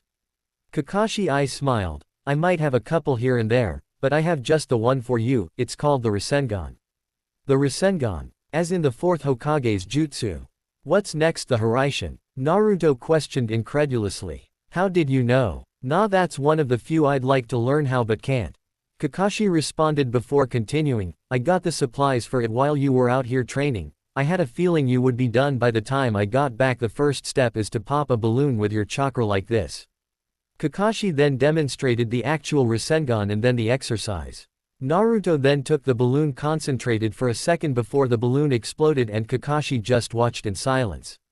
What, no real reaction? Naruto asked, slightly disappointed. After all the things you did the past couple of days, I'm not sure I can be shocked about anything you do anymore. Oh well, the next step is to make this rubber ball explode. It's harder because it requires a lot of power. The White Fang's son said while tossing the rubber ball over to Naruto. 3, 2, 1 foot, Kakashi thought to himself. Blam. Saw that coming. Just take this balloon for the last step and then try to blend the first 2 steps and contain it inside the balloon. Kakashi said, tossing over another balloon. Naruto took it, proceeded to concentrate with it, and then nothing happened. Is something supposed to happen? Nope, you got it, that's it. If something happened then we would know something was wrong. Well, the only thing left to do for you is to start trying to make it bigger and then combine your elements into the Rasengan. You've already completed the manipulation training for fire, wind, and lightning, so you better start there. Have fun. Kakashi then left to go and check on the work at the bridge. That night, after everyone had regrouped, Naruto heard from Sakura that Sasuke had yet to complete it while she bragged about already getting it on her first try and that she had such amazing chakra control. Naruto simply replied, "It's very easy to have good chakra control when you have so little chakra, and it makes you get tired in about 10 minutes. I'm guessing that's why you only have a couple scratches on you and tears in your clothes. You probably just spent most of the time ogling Sasuke, all hot and sweaty, looking so dreamy, shirtless." Sakura then passed out from a nosebleed. While that was pathetic, I even had more material, and yet she always yelled at Kiba about being a pervert, and now look at her. Naruto said while shaking his head. Naruto, I'm disappointed in you. You didn't warn me. I could have taken a photo for proof, and what's worse is I got blood in my food now. Kakashi said with a mock pout. Naruto was about to respond when he was interrupted by the little shrimp that lived there. Why do you guys even bother training or even staying here? Gato will just kill you all. You can't beat him. You make Gato seem like some big bad bogeyman. He's just some rich short dude that has his henchmen do all of the work for him. We just beat an A- rank missing nin, and unless ol' shorty has a couple more of those in his back pocket, we won't be having much of a problem. Naruto said while taking a sip of his drink, not even bothering to look at the gaki. No more life-changing speeches for today. I'm too tired to get all inspired. The gaki's not worth it, Kakashi said with a yawn. What did you call me? Inari screeched, much like a certain pinky laying on the ground. He called you a gaki, gaki. Why don't you just run along and go back to demoralizing the populace while the big boys and girls go kill some people? We don't need 2 useless wastes of space that spend all day crying. The blonde replied, thinking of his teammate. Harsh maybe. Tazuna questioned. Not pain makes him stronger. Besides, it's true, and I really hate useless people, so I may be a bit biased when it comes to these things. The Kenjutsu user replied. A bit, was the universal thought in the room. Well, I'm gonna go train laters, Naruto said while strapping on his gear and heading out. I am not going to have Naruto meet Haku in the forest. I can't really imagine someone disciplined like him just passing out in the middle of the forest. 1 week later. Well, today's the day that Zabuza is supposed to attack, right? Tazuna questioned. Yep, that's why I asked you to tell your men to have the day off, and also to have Naruto have a clone guard the house. Kakashi replied, eyes not leaving his book. Are you sure just one will be enough? Pinky asked. Just one of Naruto's clones is enough to beat both you and Sasuke. I'm sure just one will be enough for a couple of bandits that Gato hired. The former ANBU member said back. Shouldn't you be more supportive of your students? Tazuna asked. Nope, this might help motivate them to actually try, and by them I mean Sakura. Sasuke just needs to learn teamwork. Oh, and to stop being emo, that'd be great. Kakashi said while turning another page. Glad to know my purpose to you, Kakashi, to make them better. Naruto said with a faux pout. Yep, thanks for the help, Kakashi replied with an I smile. Yeah, don't sweat it, I hate having useless teammates more than you do, carry on. Naruto said in a chipper voice. After walking a bit further, they started traveling across the bridge. It was already extremely foggy. Naruto just called out Fuden, great breakthrough to clear the air. Ah, that's much better, thank you, Naruto. It was getting so hard to read with that mist everywhere. Kakashi said with a sigh of relief. Oh, it's no problem at all, sensei, but anyway, let's get the fun started. Naruto replied while motioning for Sasuke and Sakura to get back to protect Tazuna, again. So you think you can take Zabuza, Kakashi? He'd be a lot tougher opponent for me now because he will not be underestimating me as he did last time. Naruto questioned while loosening up some muscles. Sure, I'll take him, it might take some time, we know how big of a talker he is. Kakashi said while pulling up his headband. Hey, I resent that, called Zabuza from the other side. You see, Kakashi said glancing at Naruto and pointing over at Zabuza. Their playful banter was interrupted by them being surrounded by 10 water clones, which were then quickly dispatched by Sasuke in a burst of speed. Very good, Sasuke-tem, now go back to your spot to guard the old guy. Naruto ordered, annoyed that Sasuke felt the need to try and show off. Sasuke begrudgingly headed back but was forced to dodge off to the side to avoid a flurry of Senbon. He then engaged in combat with the hunter Nin from before. And that's why I told you to stay back, Naruto yelled out. After watching Sasuke get caught in some ice mirrors, he decided it was time to step in. He quickly made a seal-less shadow clone and then used their favorite combination attack. After this week of training, he didn't even need to use hand signs for it anymore. They both simultaneously called out Fuden, Great Breakthrough, Kaden, Grand Fireball Jutsu. The combined force easily tore through the one side of mirrors that Naruto was facing. Looking inside, he saw a porcupine. Oh hey Sasuke, why did you let him stick those pointy objects into you? Are you into that? Because that would totally explain why you turned down every single chick that's ever asked you out. Naruto questioned, seemingly happy with himself at his great, to him, perverted joke. Would you shut up and help me, Uzumaki? Sasuke yelled out while trying to remove some of the Senbon. Haku looked over at Naruto wearily. This is going to be tough. I know this boy can easily defeat me, especially as I am now, and if I try to reconstruct my mirrors he can quickly destroy them. My chakra or I won't last long like this. My best bet is to try and take out his comrade and he might try to protect him and there's my opening. Yeah, I know, real cliché. Haku prepared himself for another attack and launched several Senbon over towards Sasuke, who was unprepared to move out of the way. They were on target until Naruto called out Fuden, Gale Palm.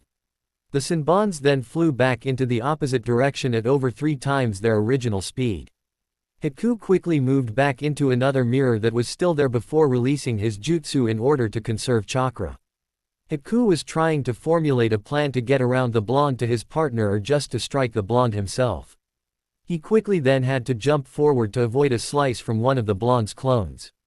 The clone simply pointed his blade at Haku before calling out his technique Fuden, Wind Beam. Instead of just enhancing the blade by about a foot, this one just shot out a beam of wind right towards him. Haku quickly made an ice wall to protect him but knew it would only hold for about 30 seconds because of his lack of chakra. He then heard a voice calling out another technique. From behind the wall, Kaden, Laser Beam, the original, finished before combining it with the wind one. Oh, I am so dead, Haku thought to himself before he was caught in the blast. After the smoke cleared, a very bruised and battered Haku with his mask off and scorch marks all over him.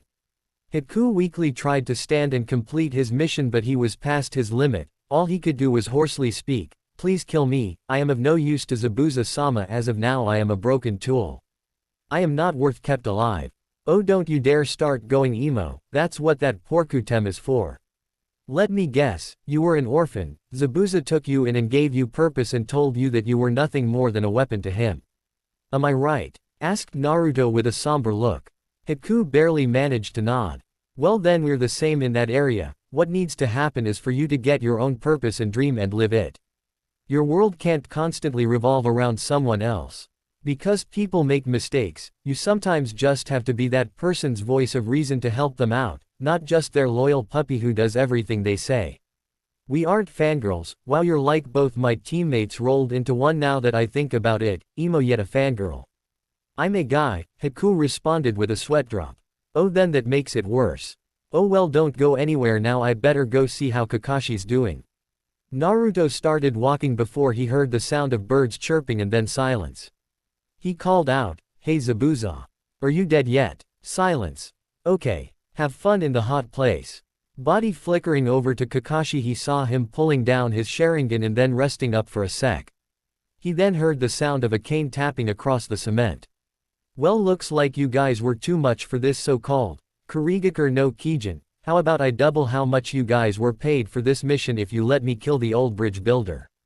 Gato offered. Or I could just kill you all and then rob all your money houses and then live the rest of my life as the wealthiest man in the world.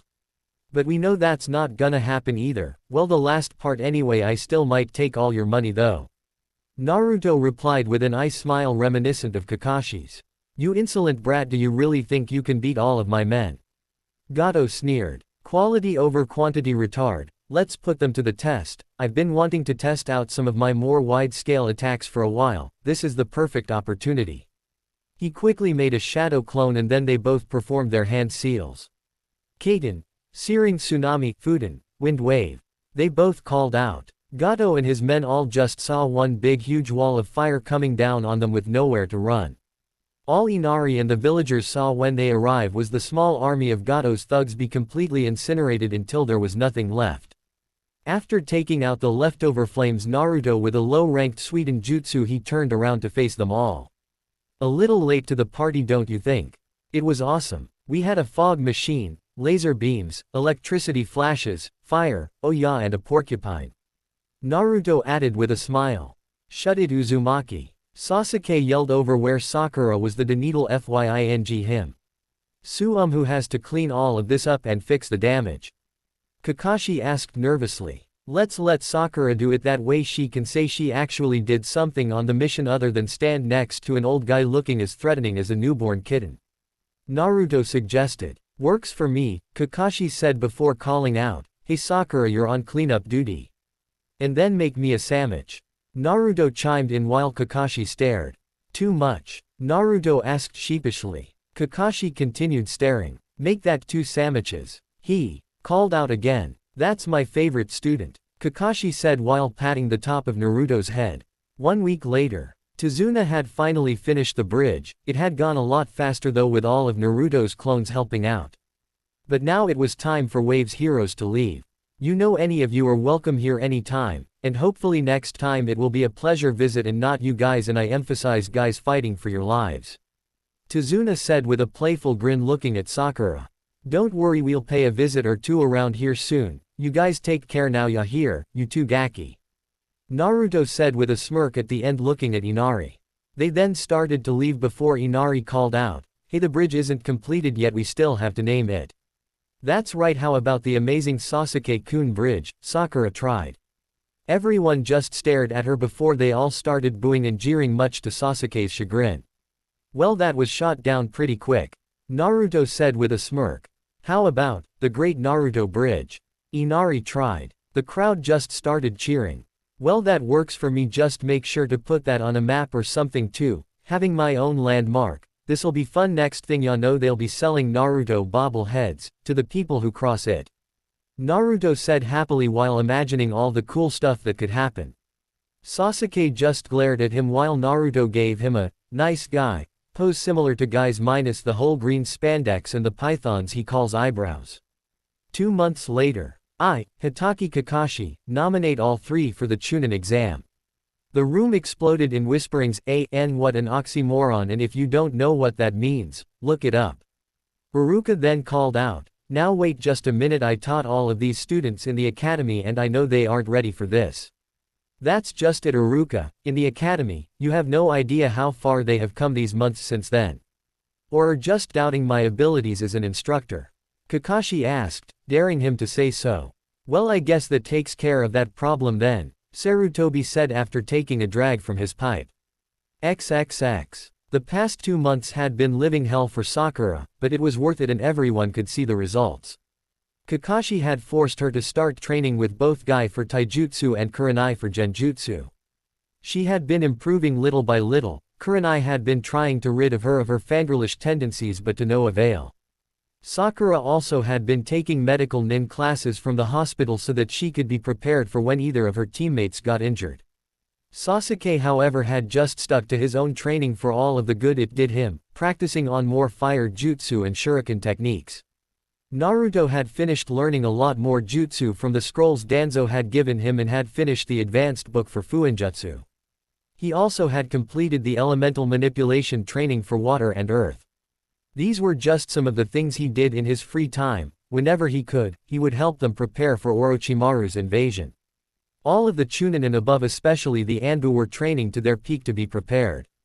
With the ANBU it's just pathetic how easily they are killed. The Sandaime was building up his chakra levels and he had anti-barrier seals all over the place, hearing from Naruto that was what Orochimaru's guards specialized in. He also had Danzo's root operatives running around the place, making it as efficient as possible. To the outside world it would look like a normal thing for the host village to be preparing for the Chunin exams to be taking place, but on the inside it was a whole lot more.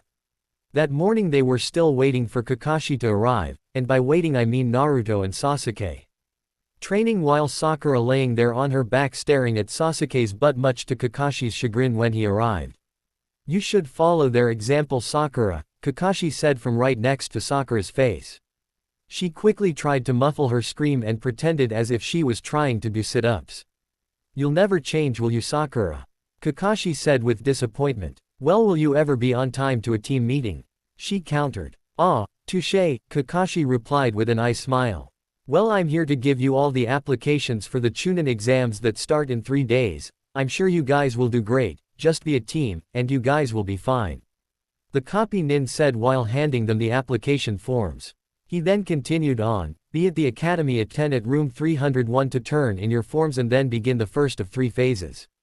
Have fun, Yane." After Kakashi body flickered off, it being around noon now, after all that waiting they decided to head out for lunch.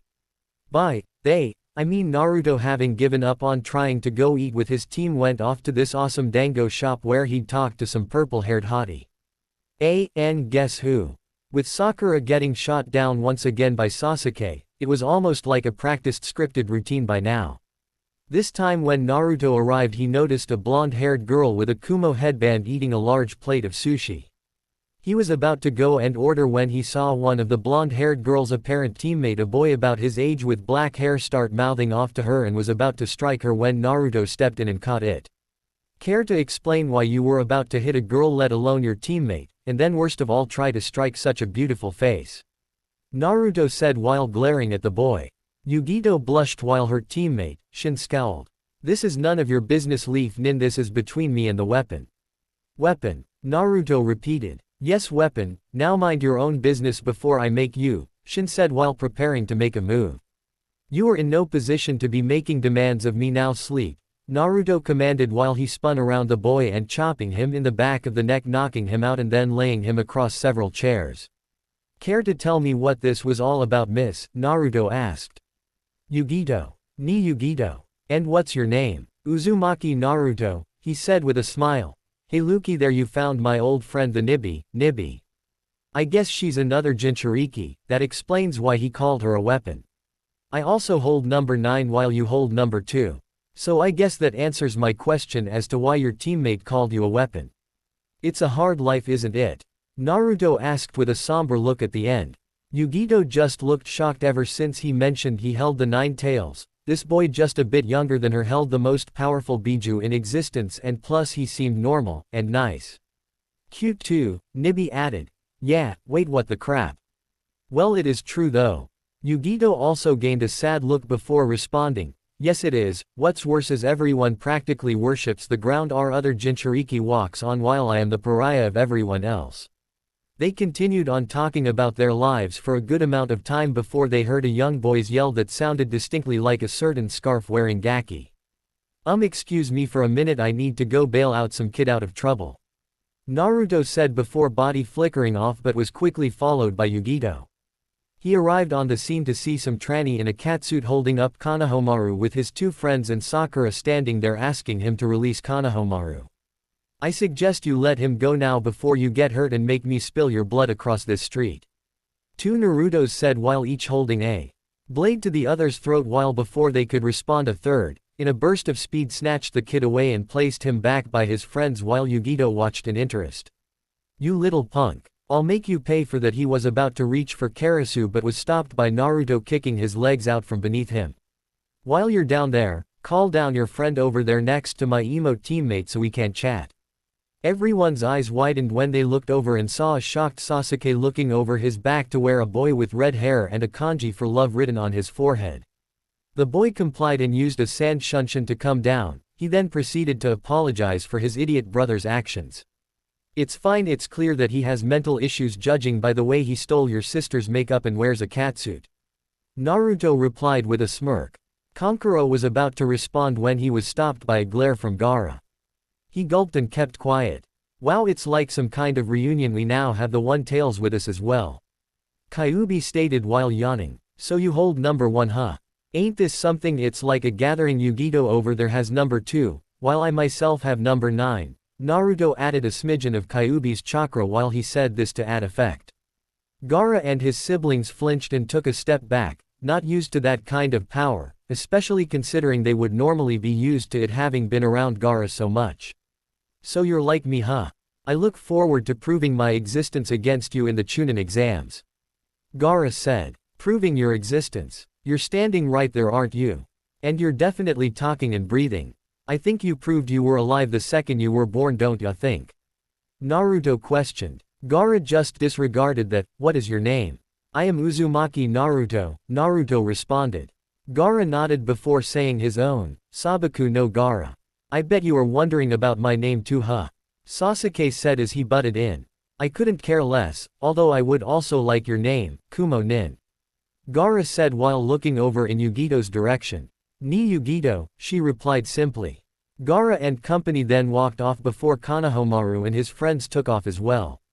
Sasuke was fuming about being ignored like he was nothing, again. Well, that's that. Shall we continue where we left off? Come on, I'll treat you to some more sushi. Naruto asked while reaching out his arm so Yugito could interlock her arm with it. Are you asking me out on a date? She questioned cautiously, not used to having a guy ask her out without devious intentions. I sure am, so do you want to come?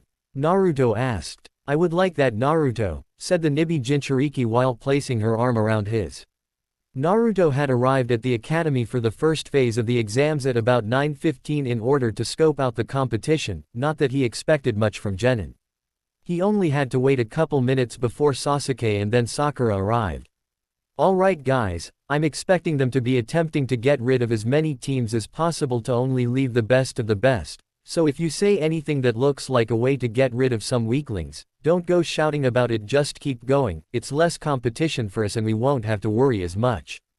Got it? Naruto said while looking at Sasuke since saying the word, don't.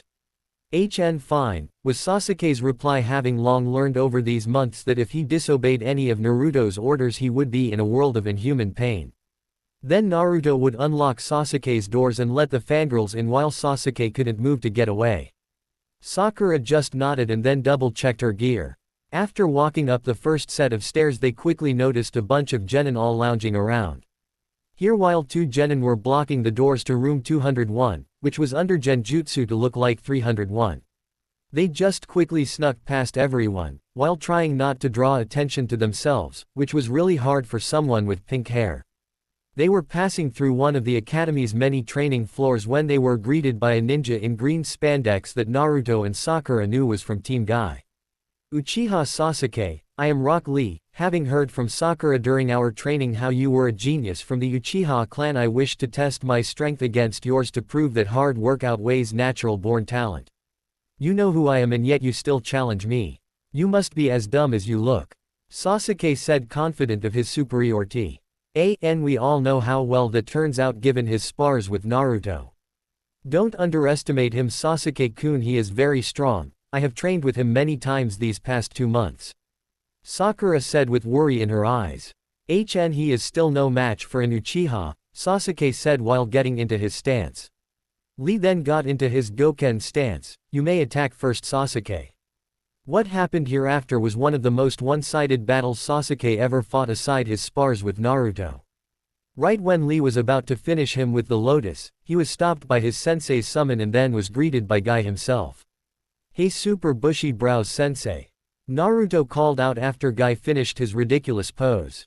Yash Naruto-kun, it's good to see you again my youthful comrade. I see that your teammate has suffered a major loss in his flames of youth, shall I try to extinguish his bright flames once more? Guy yelled out in his usual loud voice. Sakura understood what he meant after spending so much time around him while Sasuke blanched while Lee started talking in a similar fashion. I lost to such a loser. Oh, by the way, how did your last glorious battle with Kakashi go? Naruto called out after Guy and Lee once more finished their rant of helping them revive Sasuke's flames of youth. Yash. I lost to Kakashi in the most youthful strategic game of rock, paper, scissors. I then completed my punishment for my loss, but now I'm all ready for the next challenge and I shall defeat Kakashi this time. Guy called out with flames in his eyes. Well, have fun with that. Well, we better keep going, don't want to be late for the exams now. Oh, and I think Sasuke deserves a hug to help rejuvenate his extinguished flames of youth. Naruto replied with a smirk. Sasuke looked confused until he saw the gleam in both Guy and Lee's eyes before he was caught in the center of Guy's infamous Sunset Beach Genjutsu.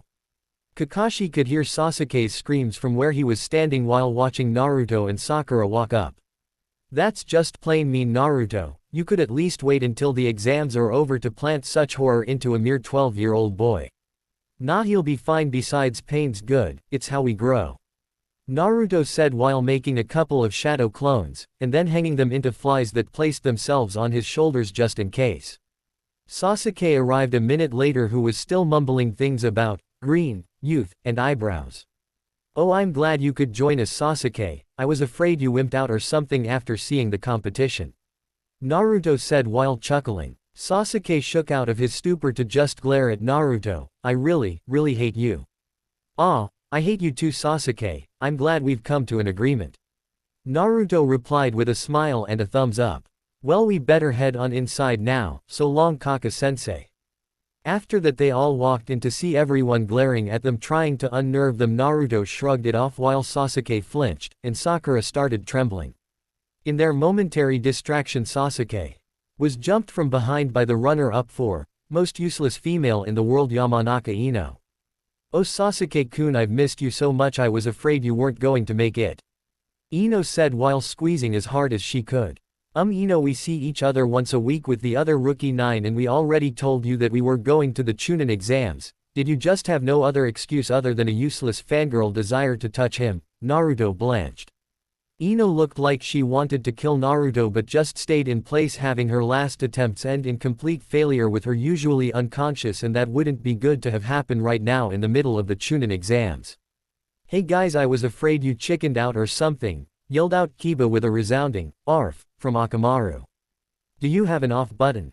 Or could you at least turn it down? We already are drawing enough attention to ourselves, we don't need you to make it worse. The blonde Jinchuriki said, groaning. Kiba just growled before they were interrupted by a ninja with silver hair and glasses walked up. Your blonde friend is correct, this isn't some field trip, everyone's tense and nervous from these exams, can't you read the mood? But what can I say, you're rookies, a little wet behind the ears, so don't worry, we'll make sure to initiate you guys in just fine. I'm sorry, but who are you? Naruto questioned. Well, if it isn't Orochimaru's right-hand man, it's been a while since I've seen him. Plus the whole scent of snakes and chemicals is a dead giveaway. Oh, pardon my manners, my name is Yakushi Kabuto, a veteran of sorts of these exams. This will be my 7th try, and these exams are twice a year. Kabuto responded while scratching the back of his head. Wow, you must suck, Kiba said while laughing, trying to make up for his earlier embarrassment.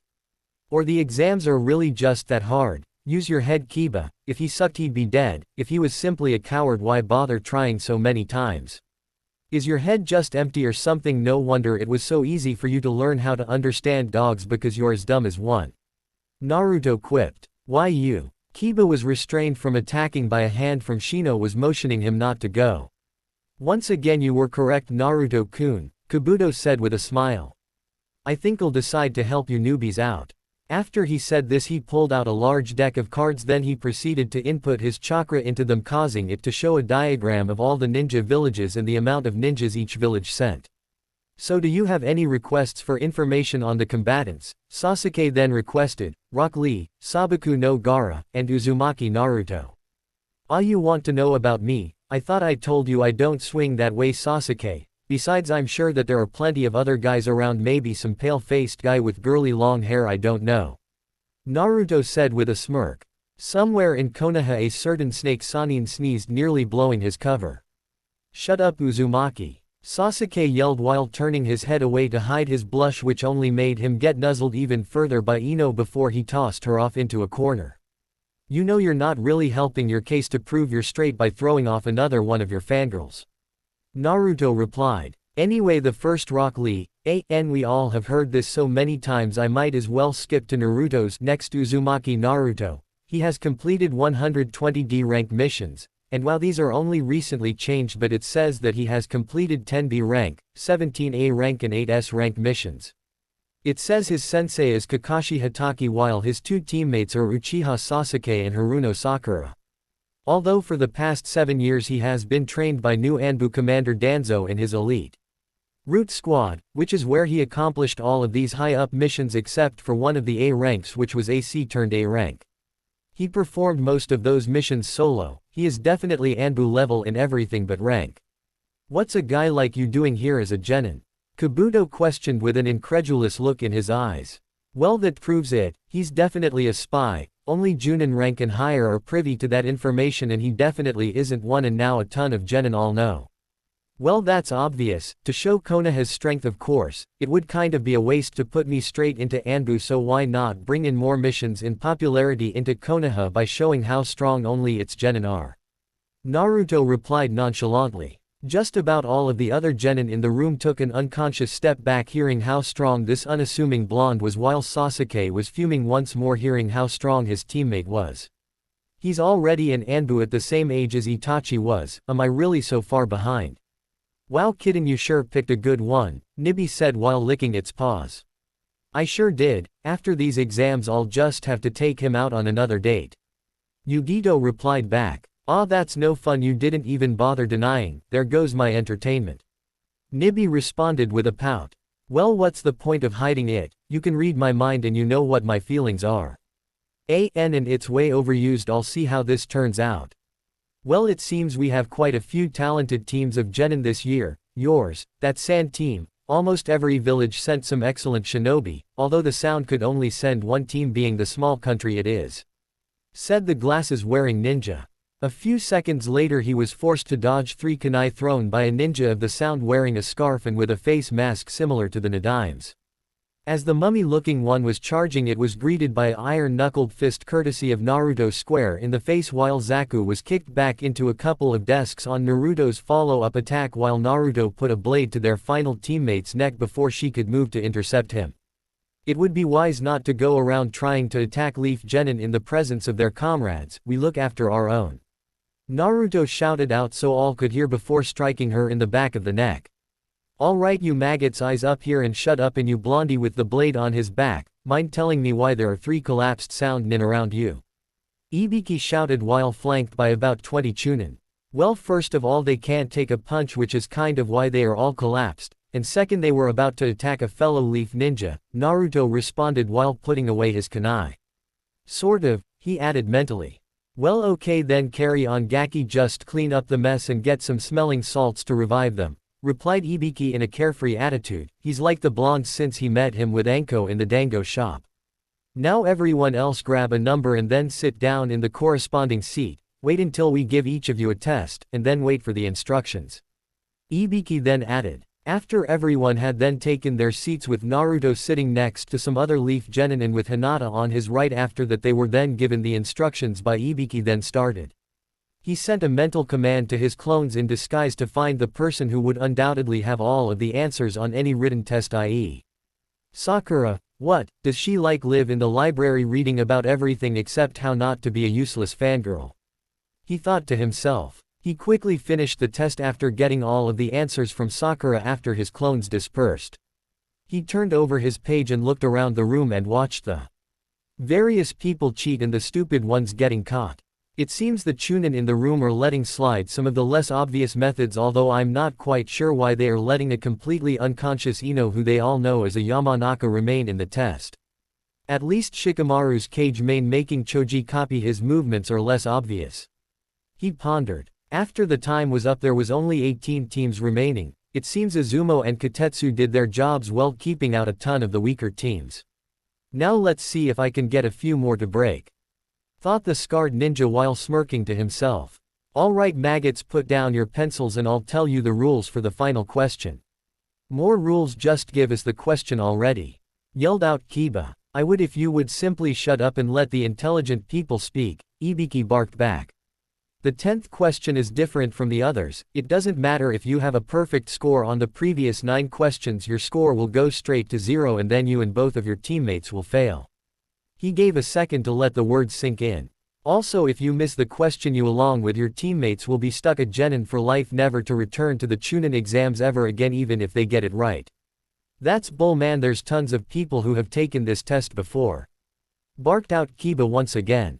Ibiki just grinned sadistically. Well, I guess you guys are just unlucky to have me as a proctor this year. But don't worry, there is a way out, he then said in a cheerful voice to try and give them hope. You can just choose not to take the question, although both you and your teammates will fail this portion, but you can simply try again next year. It's a whole lot better than never coming back. He then gave them a few minutes to see if any would chicken out. A couple teams did give up. Naruto noticed Hinata about to break. You'd think being a Hyuga she would have a firm grasp on politics to know that the smaller countries such as Grass and Rain would never agree to such a thing, to have their potential Chunin completely barred from the Chunin exams when they need every spare ninja they can. Only those of the 5 great shinobi nations could actually agree to such a thing. He noticed that unless some idiot that was completely brain damaged from birth yelled out how he wouldn't give up, she'd cave in. He took a deep breath then sighed, not my problem. He thought to himself as he watched Hinata raise her hand and give up while Kiba was screaming bloody murder about being forced to leave as well. Well, that seems to be all of them that are still on the fence about this. Ibiki pondered while looking around. Well, I guess there's only one thing left to do. You all pass. Everyone but the 3 Jinchuriki in the room all shouted a resounding, "What?" Ibiki then went on to explain in detail the purpose of this test, and then they all watched as a black bundle with a kunai tied to each end flew through the window that then spread apart to reveal a banner saying, "Proctor of the second exam, sexy and single Enko Mitarashi." "Hey Enko-chan," Naruto called out. Well, you're still here, Naruto-kun. I'm glad to see you haven't failed yet. I'd hate to see my favorite Gaki fail the first exam after all the money I put on you to win the whole thing. The purple-haired woman called back. Wow, only 15 teams left, Ibiki. And here I thought you were losing your touch. Although there will be less than half once I'm through with them, Enko said cheerfully with a sadistic grin. Well, it's time for the second phase of these exams. Everyone follow me to training ground 44 in 10 minutes, and lateness is an automatic failure for both you and your team, said Enko, before jumping out of the already broken window and heading that way. After everyone had left, he noticed a note for him on the back of Naruto's paper telling him about Kabuto and how he was a spy for Orochimaru. After everyone had arrived there, Enko started explaining the rules of the test and then randomly proceeded to throw a kunai at Naruto's cheek, which he caught with one finger through the ring. Must you constantly try to drink my blood, Enko-chan? You know you're never going to get it from me that way. Naruto asked in a chiding tone. I'll get a taste some other time then, said Enko in a pouting tone. After that, the papers were handed out and then each team was given a scroll. Naruto's was given a heaven scroll, which he sealed away. After a few minutes everyone had arrived at their gate. Enko then called out, 3, 2, 1, kill everyone in sight. Go. I thought about ending this chapter right there, but I feel like giving today, so I'll continue on. After about 20 minutes of tree jumping, Naruto raised his hand to signify that there was an enemy nearby. He felt around for another chakra signature and then found one. It was one of the rain nins who seemed to be separated from his team. Probably thinks we're so weak that he doesn't even need them, or simply can't sense chakra signatures and doesn't know who exactly is on the team. He quickly did a shunshin to appear right behind the rain nin, and quickly stuck a sword through his heart. Don't want him coming back with both of his teammates to cause us trouble. He then searched his packs and then found an earth scroll. Well, we got what we came for, let's head to the tower and smash that record, Naruto said as he sealed away the other scroll. After a few minutes of more tree hopping, Naruto felt the wind picking up and could feel the chakra running through it. Everyone, chakra to your feet now. They all ducked down while doing so to avoid the worst of it. After it was finished, they were greeted by a creepy-looking grass nin.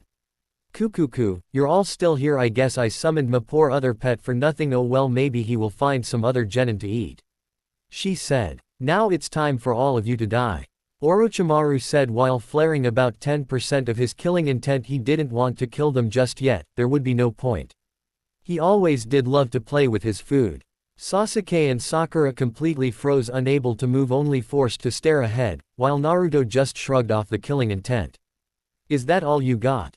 Very good, Naruto-kun, it seems you just might be an even more interesting prospect than Sasuke is. It's not really surprising though that you're better than him, he hasn't even awakened his Sharingan yet," said Orochimaru while summoning a huge snake. "So Orochimaru of the Sannin, I'd ask what you're doing in the Chunin exams fighting near Genin, but you just answered that for me," Naruto said while releasing his restriction seals that he almost never took off, knowing he would need them for this fight.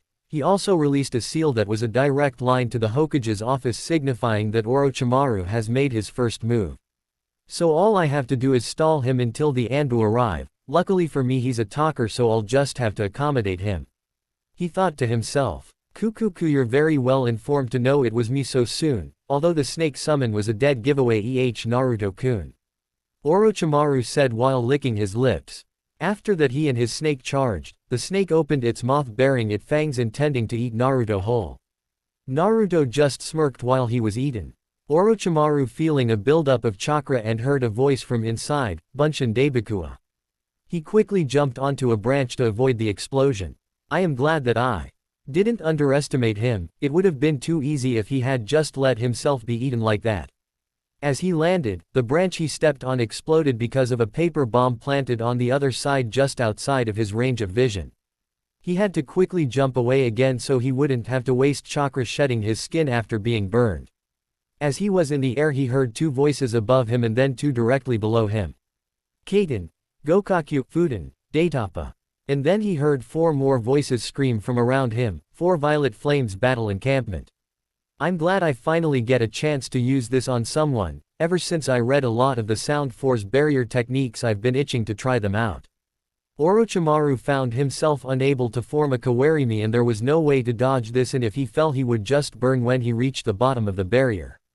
Naruto watched as Orochimaru's body was completely burned to a crisp and then the remains fell to the bottom of the barrier which lit it on fire. He continued watching, never letting down his guard. A few seconds later a telltale pop of a shadow clone made him quickly shunshin in the direction of the barrier.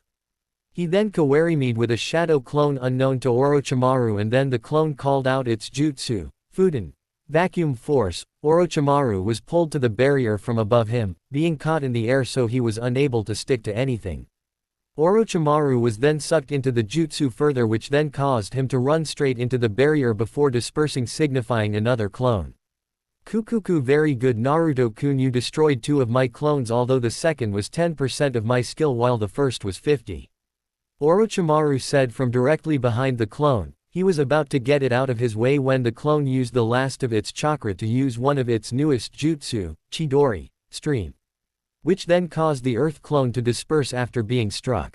Sasuke and Sakura were awestruck at how Naruto was holding his own, as in not dying against a Sannin, but they knew once they Sannin decided to go on a full offensive and stop playing around it'd be all over.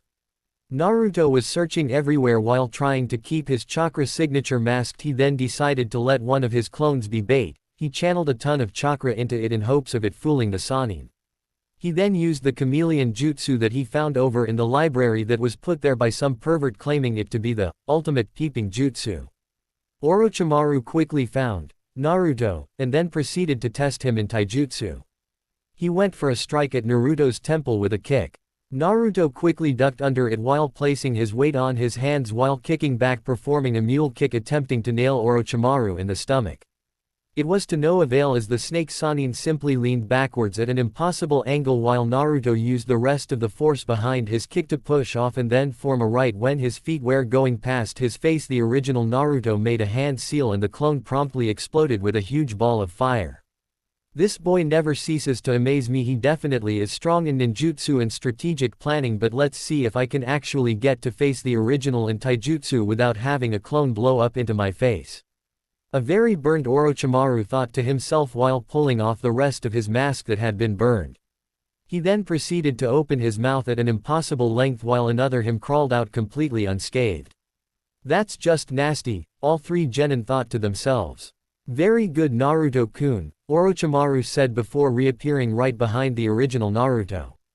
An excellent use of Jiraiya's technique, but it's not enough to avoid my detection. Naruto quickly spun with a wind-enhanced slash aimed at his torso, while Orochimaru managed to jump back to avoid the sword. The extended wind chakra still managed to cut him completely in half before dispersing once more. You are definitely full of surprises, but now that we, the originals, are together now we can truly test each other now, no more trickery. Orochimaru said while grabbing his sword that erupted from his mouth. He quickly went for an overhead slash that Naruto hastily blocked with both of his arms. As Orochimaru increased the pressure, Naruto quickly released his arms from the block and then going forward with an outward slice once more, intending to run him clean through once more. Orochimaru quickly used his tongue to pull Naruto back away from him and threw him into a tree. While a second Naruto came from behind, slicing him in half again just as the clone dispersed. I love Kawarimi. As Orochimaru spurted out anew him once more, he continued pondering the situation. I thought that I had dispersed all of his clones, it seems I have missed a few, and his ability to instantly Kawarimi without any indication that he has done so until afterwards is amazing. I thought that we were done with the trickery. Naruto-kun. Orochimaru questioned. I don't recall ever agreeing to anything, Orochido, Naruto quipped. That's a new one, kinda surprised the Dobi never thought of that before. Orochimaru thought to himself before re-engaging, this time without a sword. The same for Naruto. Naruto quickly went in for a punch which was simply deflected to Orochimaru's right side, while Naruto spun in midair for a kick with his left foot with the back of his heel aimed at the Sannin's face. Orochimaru quickly lifted a hand to catch it but was still forced back from the force behind it. During this, Naruto quickly channeled wind chakra into his foot in an attempt to cut his hand off. Orochimaru quickly released him while getting a big gash on his hand though.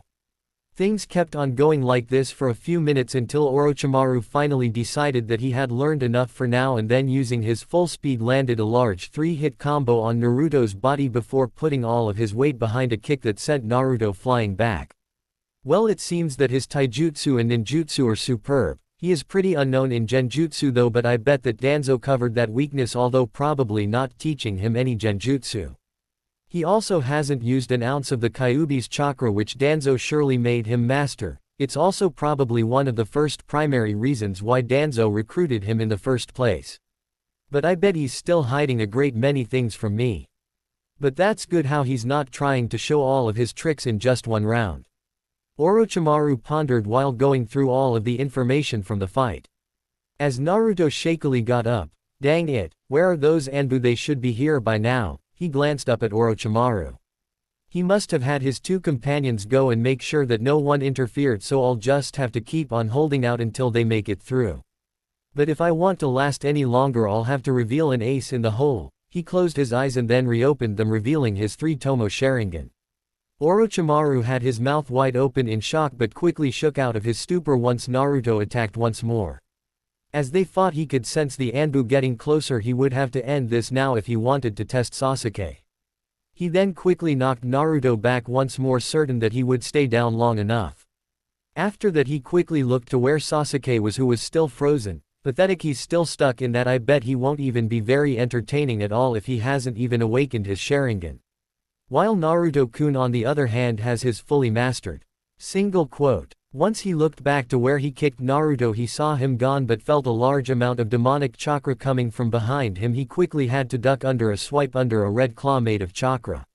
While he had evaded the first encounter, a second claw broke off from the original, getting him right in the face, while a third ripped it from his head entirely. As Orochimaru used his last reanimation, he decided he had definitely seen enough. It seems he can use that at will now, and by the look on his face he is definitely still in control and he can probably even go farther. He quickly made a hand seal and then extended his neck at impossible speeds while extending fangs that then bit him right on the collarbone. This was the scene that Anko and the ANBU arrived upon, and she watched as a cursed seal of heaven appeared on Naruto's neck as he collapsed. Naruto-kun, she cried out, catching him as he fell. You shall pay for this. She cried out before she fell to her knees, still clutching Naruto. Orochimaru smirked. So it still gives you pain, huh, Anko-chan? Well, I would love to stay and reminisce, but I believe it's time for me to go now. So long. Oh, and tell the old man not to cancel these exams or it shall be end of Konoha. Hope you guys enjoy this fanfic. Do like, share and subscribe. Aim 50 like for next part.